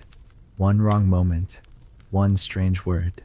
And the hunt starts again, not with a cry, but with a question. Did you notice anything strange? You talk to the midwife, an old woman with eyes like burnt glass and hands too steady for someone her age. She's delivered every child in the village for decades and buried more than she cares to count. She tells you there are signs, always. Babies born with bruises no one can explain, placentas that come out blackened, mothers who dream of blood instead of milk. She doesn't call them vampires. She doesn't call them anything, but she keeps a ledger in her home, older than the chapel itself, with rows of names, marks in the margins, little symbols that you don't ask about.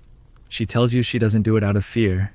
She does it so someone remembers, because memory, she says, is the only weapon they have, not against vampires, against forgetting how quickly it can all fall apart. You ask her what it feels like knowing the signs, watching it happen again and again. She doesn't answer directly. She just tells you about a boy named Luca, stillborn, but buried with a stone anyway. His mother swore she saw him walking along the river 3 nights after the funeral, mouth full of red poppies, eyes black as ink. No one ever confirmed it, but they salted the riverbank. They buried his toys. The ledger has 3 marks next to his name. She doesn't say what they mean. You don't ask. You pass the river the next morning. The poppies are blooming, and now you're the one who starts to notice things. How the birds fall silent when you approach, how the mist hangs low and doesn't move, how the breeze doesn't quite touch your skin the way it should. You're not afraid, exactly, but you understand. Now, why people were. You understand why they kept digging, why they needed rituals, however strange, because the vampire, in all its forms, gave them a direction for their dread. Without it, the fear would spread everywhere, into the walls, into the bread, into each other. And perhaps that's the most haunting realization of all. The vampire was never just a monster. It was a map, a way to trace sorrow back to something you could name. Stake, bury, burn, start over. But when you lose the name, when the fear becomes too vague to hold you, turn on your neighbor instead. That's when the hunts become endless. Not because you believe, but because you've forgotten how not to believe. Because in the absence of the supernatural, the unbearable still needs somewhere to go. You find yourself back at the cemetery gate. There's a child sitting there, playing with a bundle of twine. She asks if you've ever seen a vampire. You hesitate. She doesn't wait for an answer. My brother says they hide in songs. She says, that's why you shouldn't sing at night. You ask what else he says. That they smell like snow. She adds, not the good kind, the kind that falls too early. Then she runs off, leaving the twine behind. You pick it up, 3 knots, 1 loop, red thread. You carry it with you that night. just in case. Because after everything you've seen, after the monk, the boy, the cow, the bread, the silence, you start to accept the logic. Not because it makes sense, but because it offers rhythm, structure, a promise that if you just follow the signs, follow the rules, you might stay safe. Not forever, just one more day, one more night. That's all anyone ever really asked. And maybe that's why the vampire never truly died. Even after the superstitions faded, even after science took hold. Because it wasn't about the blood, it was about the blame. The need to explain what broke the world. To make peace with the grief that never closed its mouth. And when the world breaks again, and it always does, it will rise once more. Not from a grave, but from memory, from ritual, from the red thread still tucked into the corners of every forgotten house. You knot the twine in your pocket without thinking. 3 knots, 1 loop, a small prayer against the night. You sleep lightly that night. If it can be called sleep at all, more like hovering just below wakefulness. As though your body is too tired to move, but your mind refuses to let go of the thread. In the dim quiet, every creak of timber sounds like breath. Every rustle of wind like a footstep just beyond the door. You tell yourself it's nonsense. The residue of too many stories.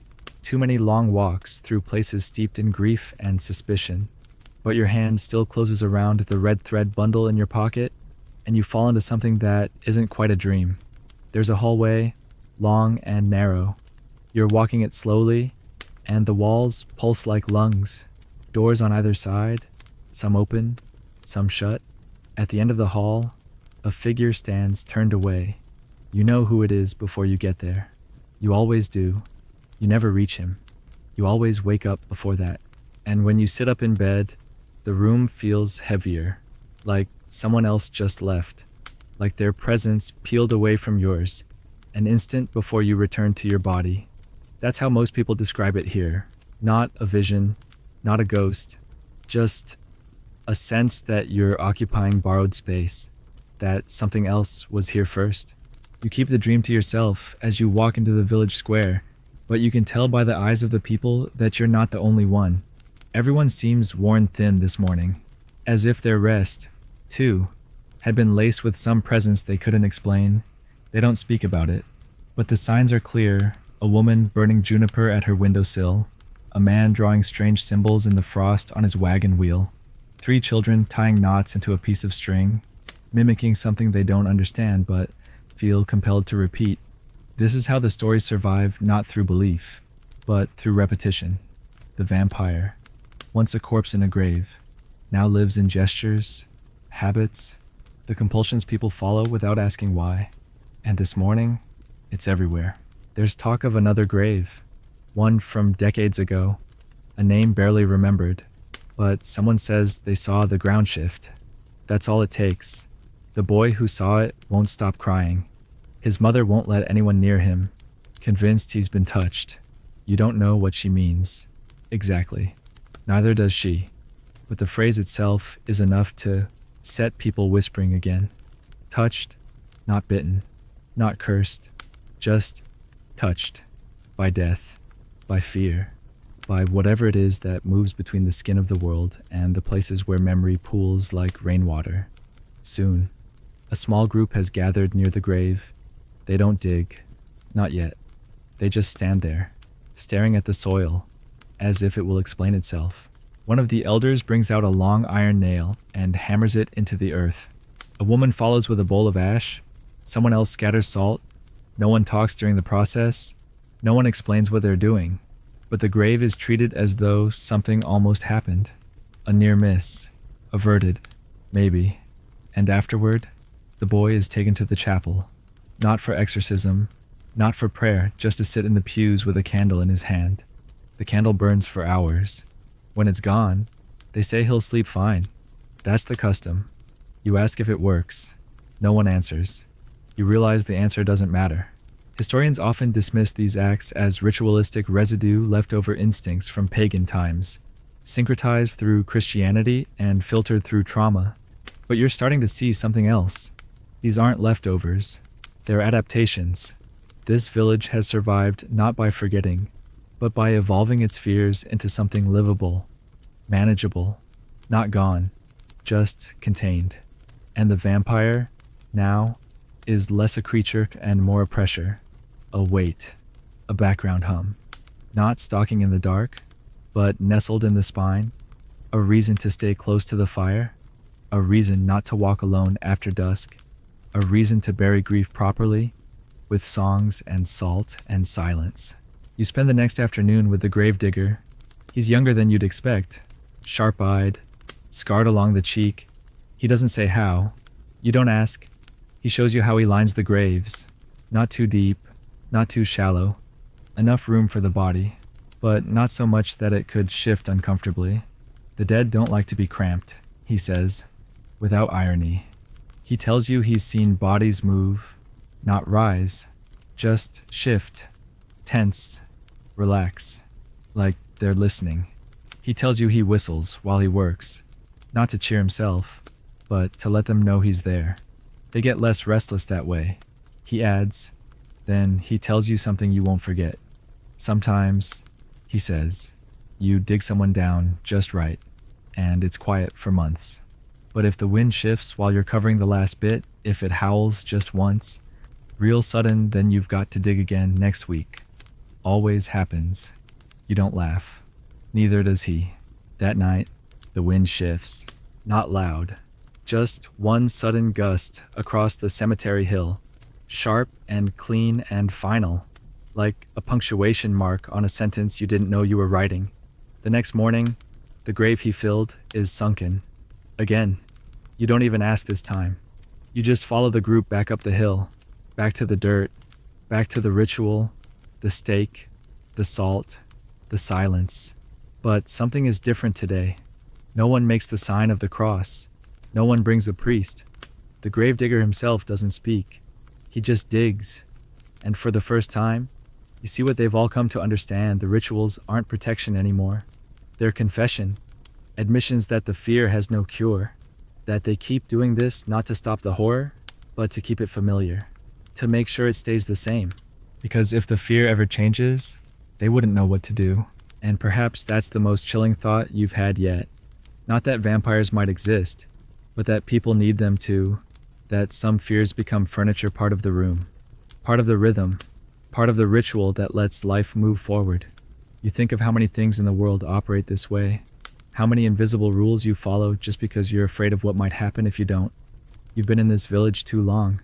The scent of herbs follows you even when the air is clear.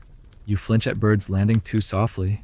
You've started to mutter thanks under your breath when the bread rises evenly. You sleep facing the door now. You never did that before. And tonight, just before sleep comes, you hear something. Not a voice, not a knock, just a sound, soft, rhythmic, like breathing beneath your floorboards. You stay still. You do not light a candle. You do not check. You simply hold the red thread tighter in your hand and wait for morning. Morning does arrive, but slower and less certain. Like the light itself isn't quite ready to step foot into the village. It drags itself in through the fog, pale and watery, casting no shadows. You rise before anyone else stirs, your limbs stiff from too many nights of half-sleep. You don't speak, not even to yourself. You just move, quietly, instinctively, as though part of you now understands that noise draws notice and stillness survives. You pass down the road toward the square, and the cobblestones seem damp though it hasn't rained. There's a frost on the grass, but only in the churchyard, as if the ground itself was holding something colder than the air. You pause outside the chapel, hand brushing the gate not to open it, but to feel the weight of iron. It reassures you. It always has. You don't enter. Not yet. Instead, your steps carry you toward the edge of the village where the trees lean low, and the soil darkens with moss. You don't mean to go there, but your body moves like it's answering something. And soon you're standing before the ruins of a house that no one's spoken of in weeks, if they ever truly spoke of it at all. The boards are still nailed shut, but someone has carved a new mark on the lintel. It wasn't there before. You run your fingers over it. A triangle with an eye in the center, dripping from the corners. You recognize it Vaguely, a symbol found in a monk's journal, or maybe in the margins of a field report from Wallachia centuries ago. It means witnessed, not seen. Witnessed. The implication being that something here was acknowledged and not forgiven. You don't enter the house, of course you don't, but you circle it, and behind it, buried in the frost-kissed earth, is something strange, a trail of stones, evenly spaced, leading from the back door into the trees, each one marked with crude symbol lines, loops, spirals. You follow them before you think better of it. The woods are colder, quieter, and deeper than they should be. By the time you lose count of the stones, you've lost sight of the village too. You stop, turn around, and that's when you see it. A small patch of cleared earth.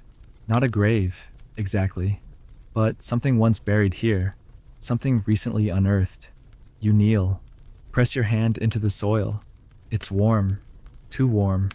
You don't stay long. When you return to the village, the square is awake, but no one looks at you. No one asks where you went.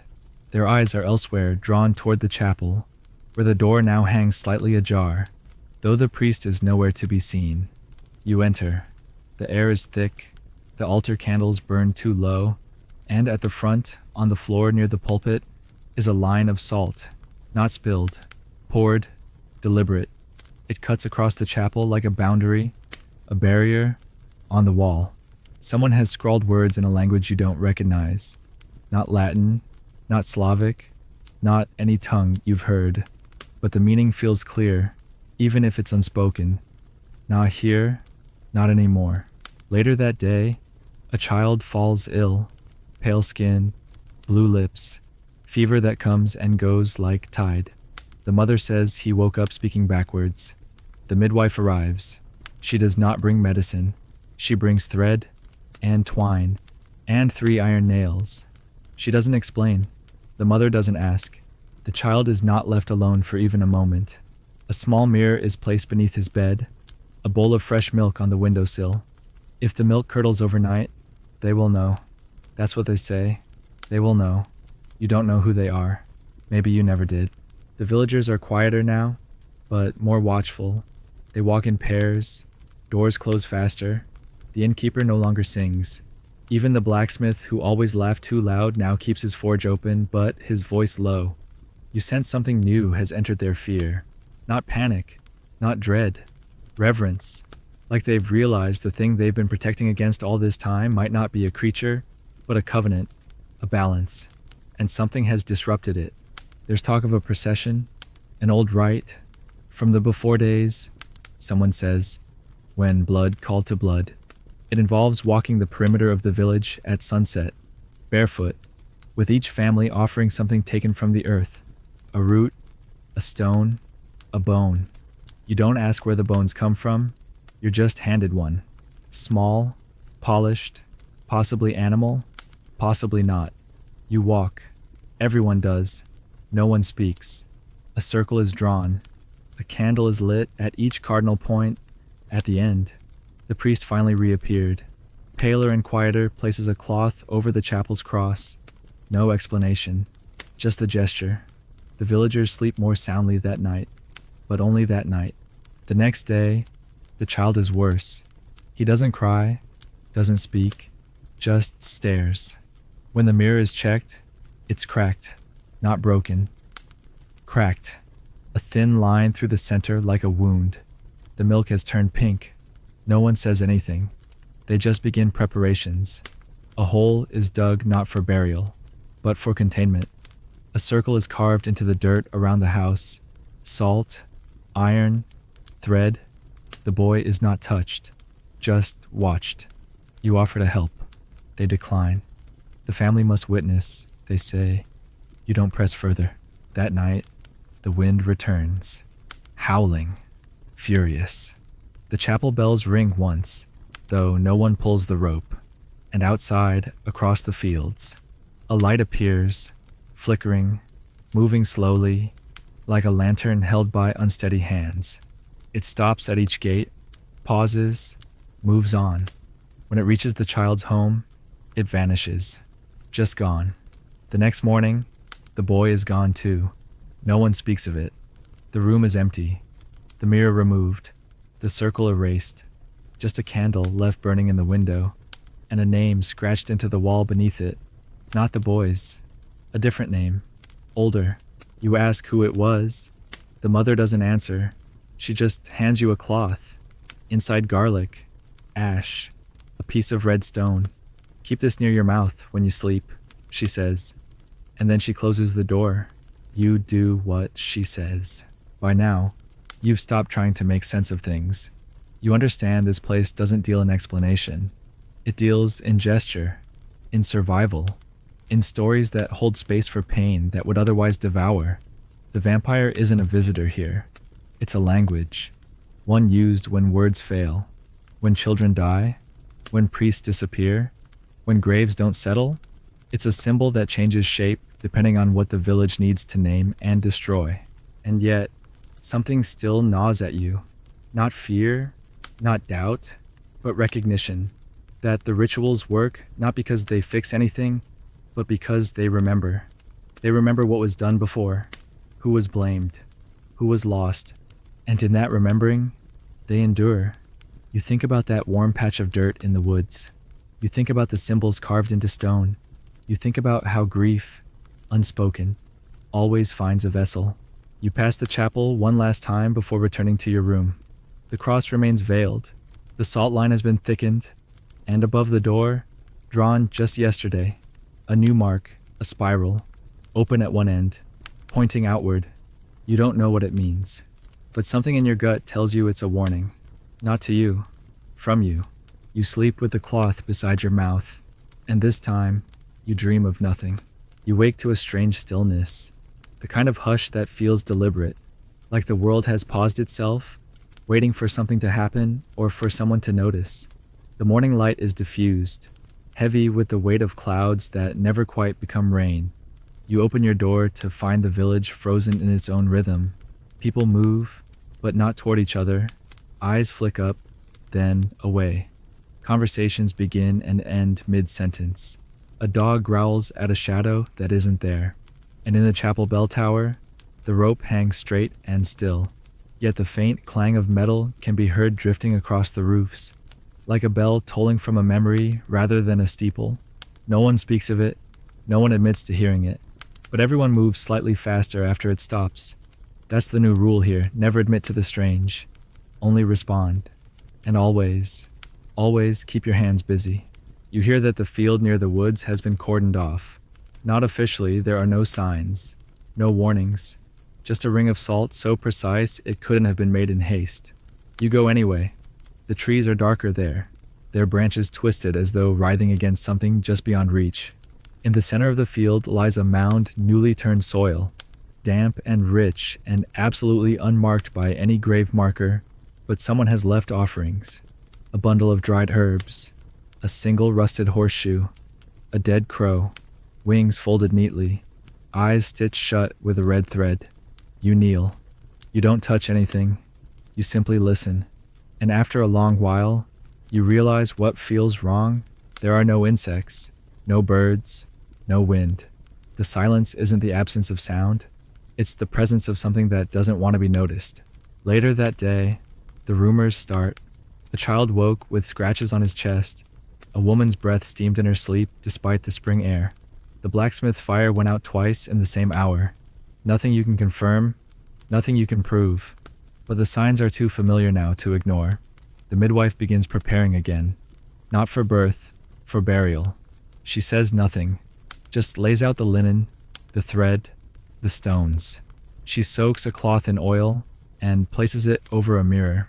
It doesn't crack this time, but the reflection looks wrong, angled slightly, delayed by a blink. You don't tell her. You just take the candle she offers and light it without speaking. That's how things are done now. Questions have become too dangerous. It's safer to act than to know. That night, the procession returns. No warning, just the slow, measured sound of feet on soil. A line of villagers walking the perimeter again. You fall in without being asked. Everyone carries something, a handful of seeds, a piece of iron, a photograph too faded to recognize. They walk in silence, circling the chapel, the square, the woods. At each corner of the village, someone stops to whisper a name. Never the same one twice. Names that no longer belong to anyone you can find. After the third name, you realize they're not protecting themselves from the dead. They're reminding the dead of who they once were. Like saying, "You are remembered. You're named. You're not forgotten. So stay where we left you." It's a kind of tenderness, wrapped in dread. And when the circle is complete, the priest returned fully now. Pale but firm blesses the path with water so dark, it might as well be ink. There's a shift after that. The village breathes again, but differently. Like a fever has broken, but the sweat still clings. The child wakes with clear eyes. The woman stops gasping. The forge burns steady, but you know better than to trust it. Calm is a costume here, worn over a skeleton of ritual and trauma, and just when you begin to let your shoulders drop, a new visitor arrives. He doesn't look like much. Young, travel-worn, a dusty coat and a walking stick polished from overuse. He says he's here to collect songs. That's the phrase he uses. No one likes it. Songs are dangerous here. Songs linger. Songs draw things closer. But he's polite, soft-spoken, and insistent in the way only outsiders can be. So someone tells him a lullaby, a small, lilting thing about burying apples at night so the trees won't cry. He writes it down, smiles, then asks if there are any songs about the chapel. No one answers. That night, the man hums as he walks through the streets. He thinks it's quiet. He thinks it's lovely. He doesn't see the way shutters close behind him, the way the gravedigger crosses himself twice instead of once. He doesn't feel the chill that moves in his wake. He just hums, pleased with himself, as he enters the chapel. And then the bell rings, loud, violent, not once, but 5 times. The same number of graves behind the chapel, the same number of unnamed symbols carved into the stones. The village erupts not in panic, but in motion, controlled, practiced. The salt is poured, the iron is placed, the cloth is drawn over windows. The priest begins to chant, not in Latin, but in a dialect so old it hurts to hear. And then silence. The humming stops. The door to the chapel creaks open. Slowly, the traveler steps out.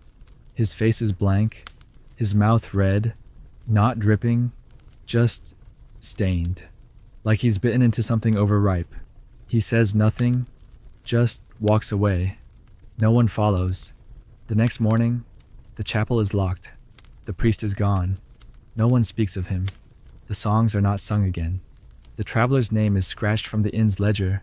Just a line, neatly inked, clean and final. You sit near the chapel that evening, watching the wind swirl the ashes of burned herbs across the stone. You wonder, not for the first time, if the vampire is truly a thing at all. Maybe it's just a result, a shape carved into silence, a bruise on the body of a grieving village, a myth born when too many people stop asking questions and start drawing lines in salt. And maybe that's why no one can ever quite kill it, because you can't kill what you keep needing. Someone sits beside you, the midwife. She doesn't look at you, just says, "It wasn't his fault." You nod. You know, the humming wasn't evil. It was just out of place, too free, too trusting. In a village where sound has weight, even a tune can tip the balance. She hands you a spool of thread, red, again, 3 feet, no more. Wrap it around your door, she says. It's not for keeping things out. It's to remind you that you belong here. You don't ask what happens if you forget. That night, you wrap the thread. 1 knot at each corner, a loop in the center. It doesn't glow. It doesn't hum. It just holds. You sleep deeply for the first time in weeks. But when you wake, the candle at your window has burned out, and the wind smells faintly of ash. You don't relight the candle. Something in you resists the gesture, not out of defiance, but out of a deeper instinct, one that tells you whatever visited in the night already saw enough. So you sit for a while on the edge of the bed, staring at the wick, the blackened curve of wax still warm to the touch. The window is closed, but the scent of ash remains, curling through the room like a quiet suggestion. You remember the words the midwife spoke the night before. The thread is to remind you that you belong here. You wonder if it was meant as comfort or as warning, because now, as you step out into the chill morning air, you begin to notice something unsettling. The village no longer looks at you like an outsider. They nod. They step aside. Someone leaves a small loaf on your doorstep.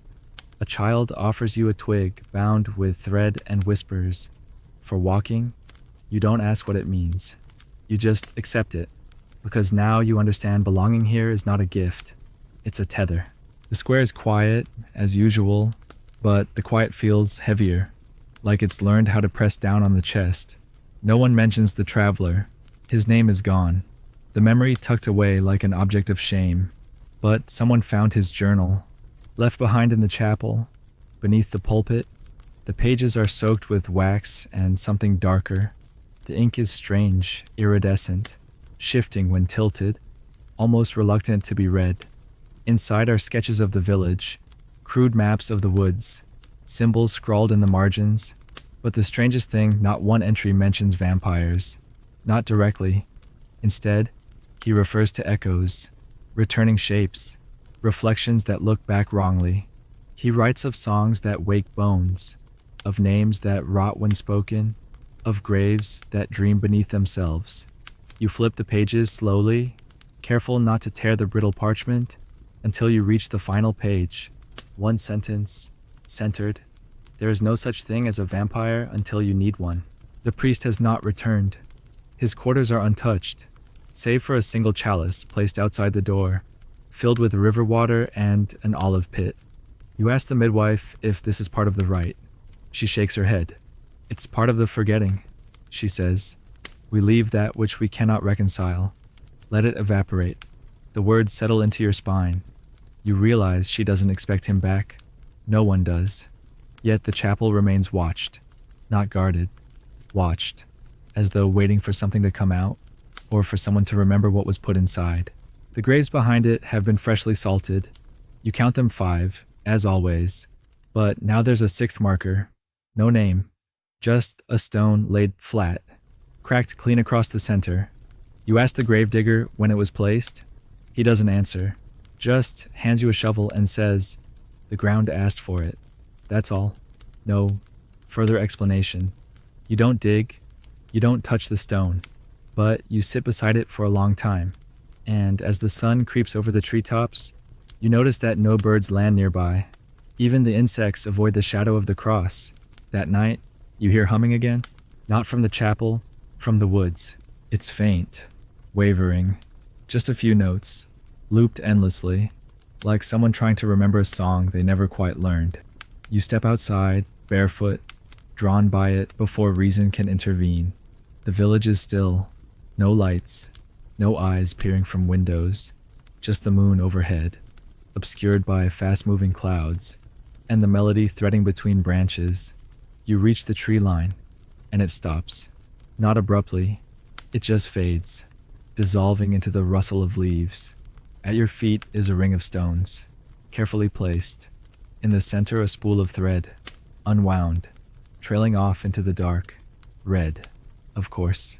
You return before dawn, but sleep doesn't come. Your dreams are taut with tension, filled with doorways that won't close and names you can't pronounce.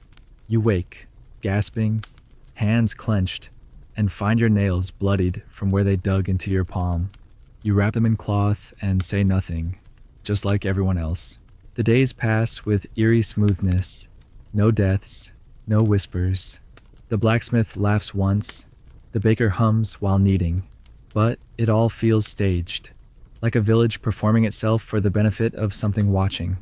You notice new bundles over door frames. Rosemary, salt, and bone.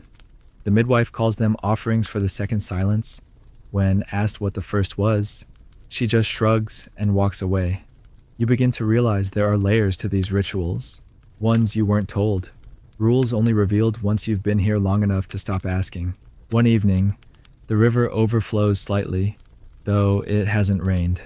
The villagers gather at its banks, not in panic, but in formation. Each brings something to toss into the water candles, coins, feathers, You bring nothing, but someone hands you a pebble etched with a spiral. You drop it in. The current swallows it instantly. No one claps. No one prays. They just turn and walk home in silence. The next day, the air smells cleaner. The bread rises higher, but you wake with a streak of ash on your pillow, and no one else does. You begin keeping a journal, not to document facts, but to preserve the rhythm, the rituals, the phrases that arrive in the air and vanish before you can grab them. You write them down in case you forget, in case they forget, because now you understand the danger isn't the vampire, it's the forgetting, the breaking of the pattern. That's what calls things back. That's what reopens the graves. So you write, don't walk alone after the bells. Don't speak a name twice in one breath. Always leave something behind when you leave the chapel. The midwife reads your journal. She says nothing but returns it with a lock of hair pressed between the pages. You don't know whose. You don't remove it. That night, a storm arrives. Not with thunder, but with silence. The air thickens. The wind drops. Even the dogs fall quiet. A child screams once, and then not again. You step outside and find a crow on your doorstep, alive, staring. You blink, and it's gone. But in its place is a tuft of feathers, woven into a small ring. You hang it above your door, not because you believe, but because you understand now belief is irrelevant. The pattern matters more. At dawn, the chapel doors swing open again. No one inside, no footprints, but the sixth grave is gone. Not disturbed, gone. In its place, a new circle of stones. Red thread, a bone, split cleanly, placed upright in the center. No one speaks of it. The square fills with the smell of burned rosemary. The forge is cold, and across every home, a symbol has been drawn, a single straight line, horizontal, with 3 dots beneath it. You ask the midwife what it means. She says, that we begin again. You ask if the cycle ever ends. She smiles softly and says, only when something finally stays dead. The morning after the sixth grave vanishes, the village feels suspended like a held breath that stretches too long, waiting for either a scream or silence to snap the tension. You step outside and find the road swept, every doorstep brushed clean, every window adorned with fresh bundles of sage and iron twine. The air is strangely crisp, the kind of clean that feels artificial, as though the land has been scrubbed too hard in an attempt to look untouched. But it's there, that deep, bone-deep sensation that something has shifted underneath the surface. Not broken, just moved, repositioned, as if the thing you've been circling in story and superstition has simply changed its seat at the table, and everyone knows it. That's why they keep their eyes low today. That's why even the birds avoid the bell tower. The sixth grave didn't vanish because the dead rose. It vanished because something decided it didn't belong in the ground anymore. No one will say it, of course. Not aloud, not directly. But the stories change in subtle ways. The bedtime tales for the children now include a warning, never follow the sound of humming. And the market vendor, who always shouted too brightly in the square, now speaks only in half sentences, like finishing a thought might make it too real. Even the way they bless the bread has changed, a thumb pressed into the center of each loaf, not for decoration, but to weigh the spirit. Someone tells you, that's how these shifts take place, not through ceremony, but through correction. A new habit replaces an old one, and no one marks when or why it changed. But they all know, and now, so do you. At the chapel, the doors open again. It never creaks anymore. It simply waits.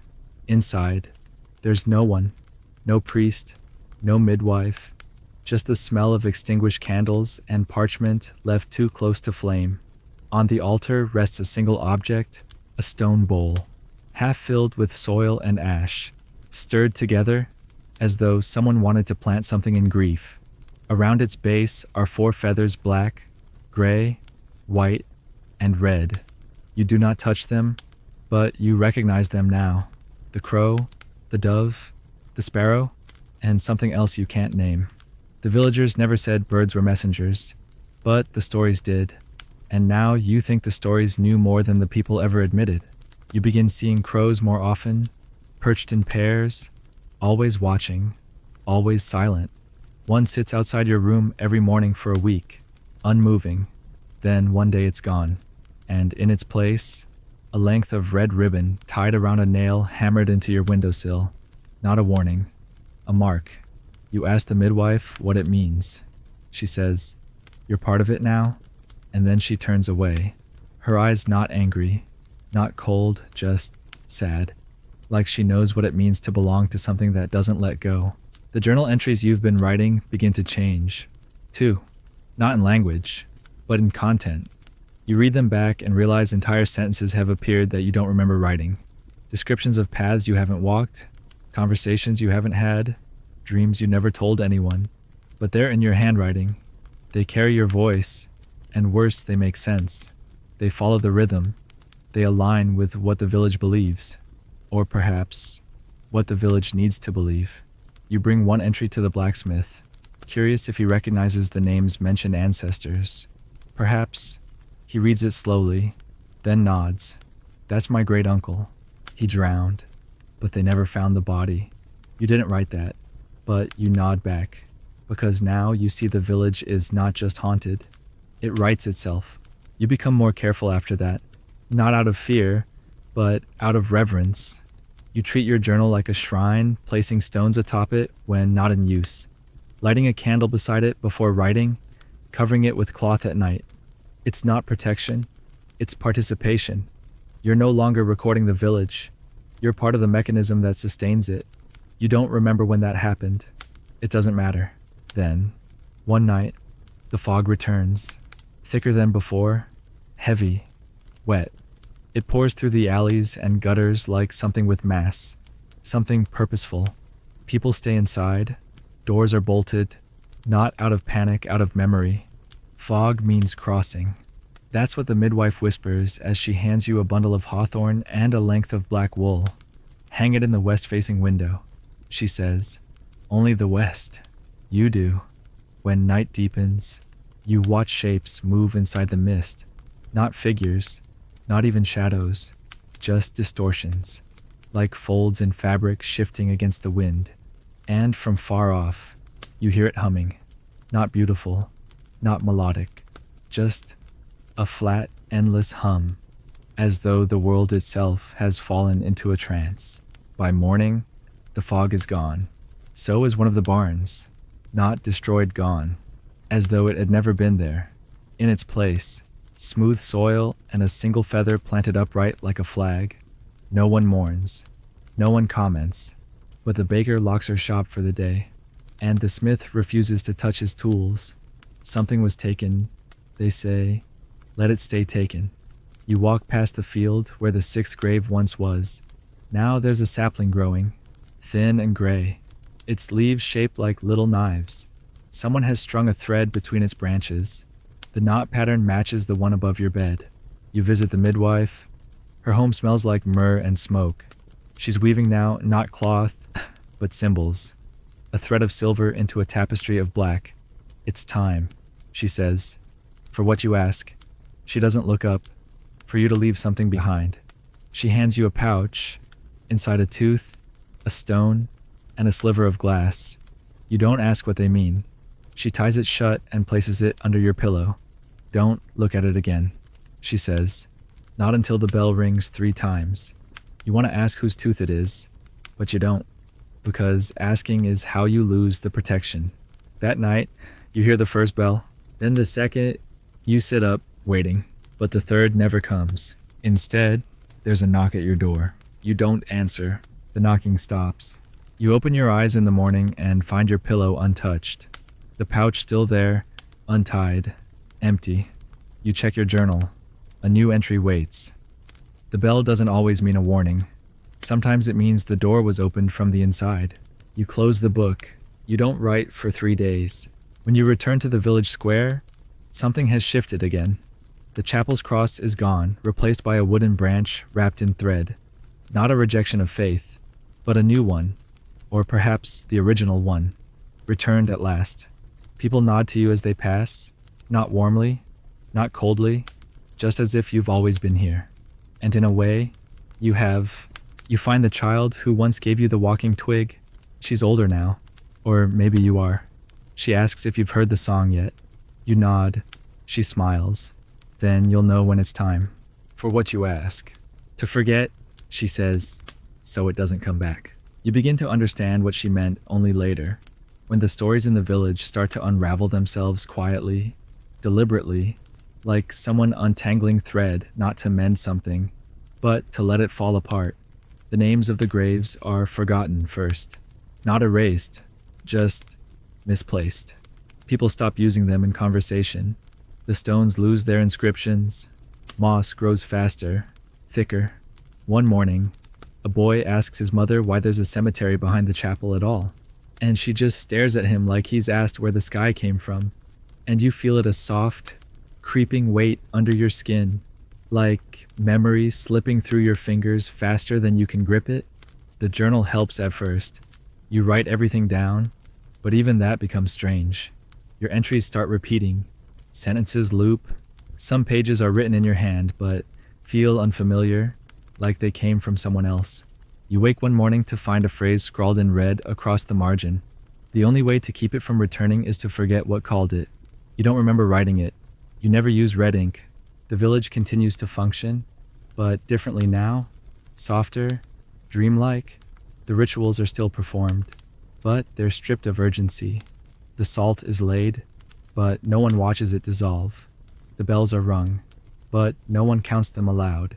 Children still whisper about things in the woods, but their stories end with laughter instead of warnings. A kind of gentle forgetting spreads like smoke, thick at first, then barely noticeable, until you can't recall what the fear tasted like. And you, once the observer, the recorder, the outsider who was never truly outside, begin to forget, too, slowly. It starts with the small things, the traveler's name, the midwife's left hand, the way the sixth grave felt beneath your palm. Then it deepens. The night the bell rang twice, the pouch beneath your pillow, the voice that spoke in your dream, not terrifying, not kind, just present. It all slips, like snow melting under a midday sun. You write and reread, and still the gaps grow. And yet, something in you resists, a part that refuses to let go, even as the rest of the village leans into the forgetfulness like it's a balm. You visit the chapel again, though the door's now gone, replaced by a curtain of thick fabric, embroidered with unfamiliar sigils. Inside, nothing remains of what it was. The altar is covered in moss. The pews are arranged in a spiral. At the center, a basin of still water, and in it, a single feather floating white, clean, untouched by decay. You stare into the water and see not your reflection, but a hallway, the same one from your dream. The doors, the figure, but this time, there's no walking, just the sense that you've already passed through, already chosen. You retreat from the chapel and find yourself at the house near the edge of the village, the one long whispered about. Now it's open, just slightly. The door creaks on its hinges, not ominous, but exhausted, like it's been waiting to exhale. You step inside. Dust motes hang in shafts of light that shouldn't exist. Given the angle of the sun, the air smells like rosemary and iron, and something else, something sweet, cloying, like overripe fruit. On a table sits a book. Not yours. Older. Bound in leather that feels like skin. You touch it and find your name written inside, followed by a list of dates, some in the past, some you haven't lived yet. The last one is today. You close the book and leave it where it is. You don't take it with you. You don't want to know what it will say tomorrow. Outside, the wind carries with it laughter real, bright, and alive. Children play near the woods, where once no one dared wander. They toss stones and chase shadows and sing, not lullabies, not old chants, new songs, wordless, almost tuneless, but full of something that wasn't there before. Not joy, exactly, not innocence, but the echo of a wound starting to scab. You sit by the river and listen. The water is higher now, moving faster, as though the village itself is flushing out its memory. You reach into your pocket for the red thread charm, but it's gone. Not dropped, not taken, just absent, like it was never there at all. You look at your wrist and notice a faint mark, a circle where something once pressed tightly. You don't remember what. You stop trying to. That night, the stars return. Not that they were ever gone, but for weeks. No one looked up. Now they do. Now the sky feels open again, like the ceiling has been lifted. The villagers gather by the field, not to hunt, not to pray, just to exist. There are no stories told, no rites performed. They simply sit together, and for the first time, no one watches the edges. No one fears the dark. You sit among them and feel the warmth of shared breath, shared quiet. Someone sings, a real song this time, old, but not heavy. It carries, and for the first time, you forget to remember. You wake in the middle of the night with the taste of earth in your mouth. Not foul, not bitter, just present. You check the mirror. You're still there, but something in your eyes has shifted, less sharp, more distant. Like you're looking from farther inside. You write in the journal, but the ink fades as you form the words. The page absorbs your memories faster than you can commit them, and you let it. You don't resist, because now you understand the forgetting isn't a curse. It's the seal. It's the door kept shut. The story, when told too long, invites its subject back. The vampire, the echo. The weight that presence isn't defeated by belief. It's bound by absence, starved by silence. And so the village forgets, for its own sake. You wander to the chapel one final time. The curtain is gone. The inside is hollow, stripped bare. No altar, no spiral, just sunlight. You walk through it like mist.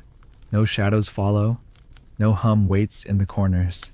Outside, the tree where the sixth grave once grew has bloomed, not with flowers, with thread, red, gold, black, white, all knotted, tangled, swaying in the wind like memories turned to music. You sit beneath it and close your eyes. When you open them, you are someone else, or rather, you are yourself again. With the weight peeled away, the marks are gone, the names are gone, but the village is whole, quiet, enduring. The chapel bells chime 3 times, and no one hears them, because no one needs to, and so the village settles gently, not into peace, but into something like it, a long-held breath released, a knot loosened, a fever broken but not forgotten. You find yourself waking later now, and without dread. The air feels lighter, though the clouds remain, and the wind still carries the scent of smoke and soil, but it no longer presses against your ribs like a warning. It just exists, the way weather should. The people speak again, not in whispers or riddles, but plainly. The market is livelier. The bread, once dense and uncertain, now rises with purpose.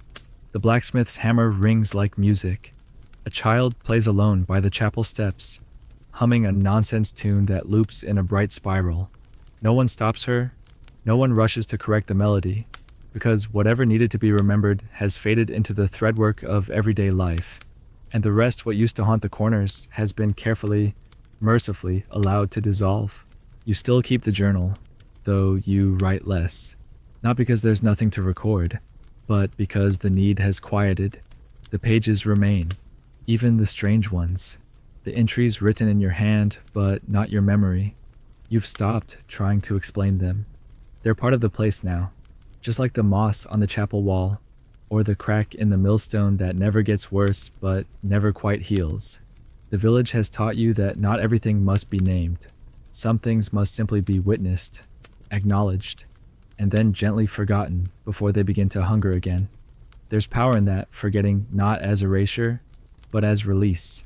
You look at the people around you and realize they've always known this, even when they were afraid, especially then. The chapel stands open again, but it's no longer a place of caution. Children nap in the pews. The basin in the center, once filled with ash and water, is now used to hold stones, smooth ones, collected by small hands from the river, each one placed as a kind of silent gift. The spiral of benches has unraveled back into rows. And the altar, once empty, holds wildflowers in a jar and a loaf of bread no one has eaten. You ask why it's there. A woman shrugs and says, "So it doesn't forget its food." The answer makes sense in the way all answers do here, now gentle, imprecise, but complete. One morning, you wake to find a crow perched on your windowsill. It doesn't move, doesn't caw, just watches, head tilted slightly, eyes calm. You nod to it, it nods back, then it flies away. There's no message, no omen, just acknowledgement. You don't check for feathers. You don't need to. What needed to pass between you already has. The watching is done. The naming is done. What lingers now are only echoes, not loud enough to harm, not quiet enough to forget entirely.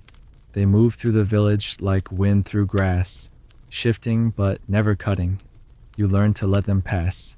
The midwife, older now than she was when you arrived, even if the calendar disagrees, calls you to her home. She gives you a spool of thread, thick and gray, and says nothing. You understand what it means. Not protection, not warning, a sign, a mantle, something once carried by her, now carried by you. You don't protest. You've long since stopped believing in coincidence. You take the thread, you tie it to your wrist, and you wait.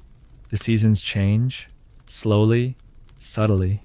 Spring becomes summer, though the mornings remain cool. The fog visits less often. The graves remain undisturbed. Sometimes you walk there, not to check, but to remember, to give shape to the silence. The sixth grave never reappears, nor does the traveler, or the priest, or the boy who saw the ground breathe. But their stories remain, like footprints dried into clay, not gone, just no longer raw. You tell them rarely, and only when asked. The children like them. They ask for the version with the humming, and you always say, only once, because once is enough, any more than that. And the story starts listening back.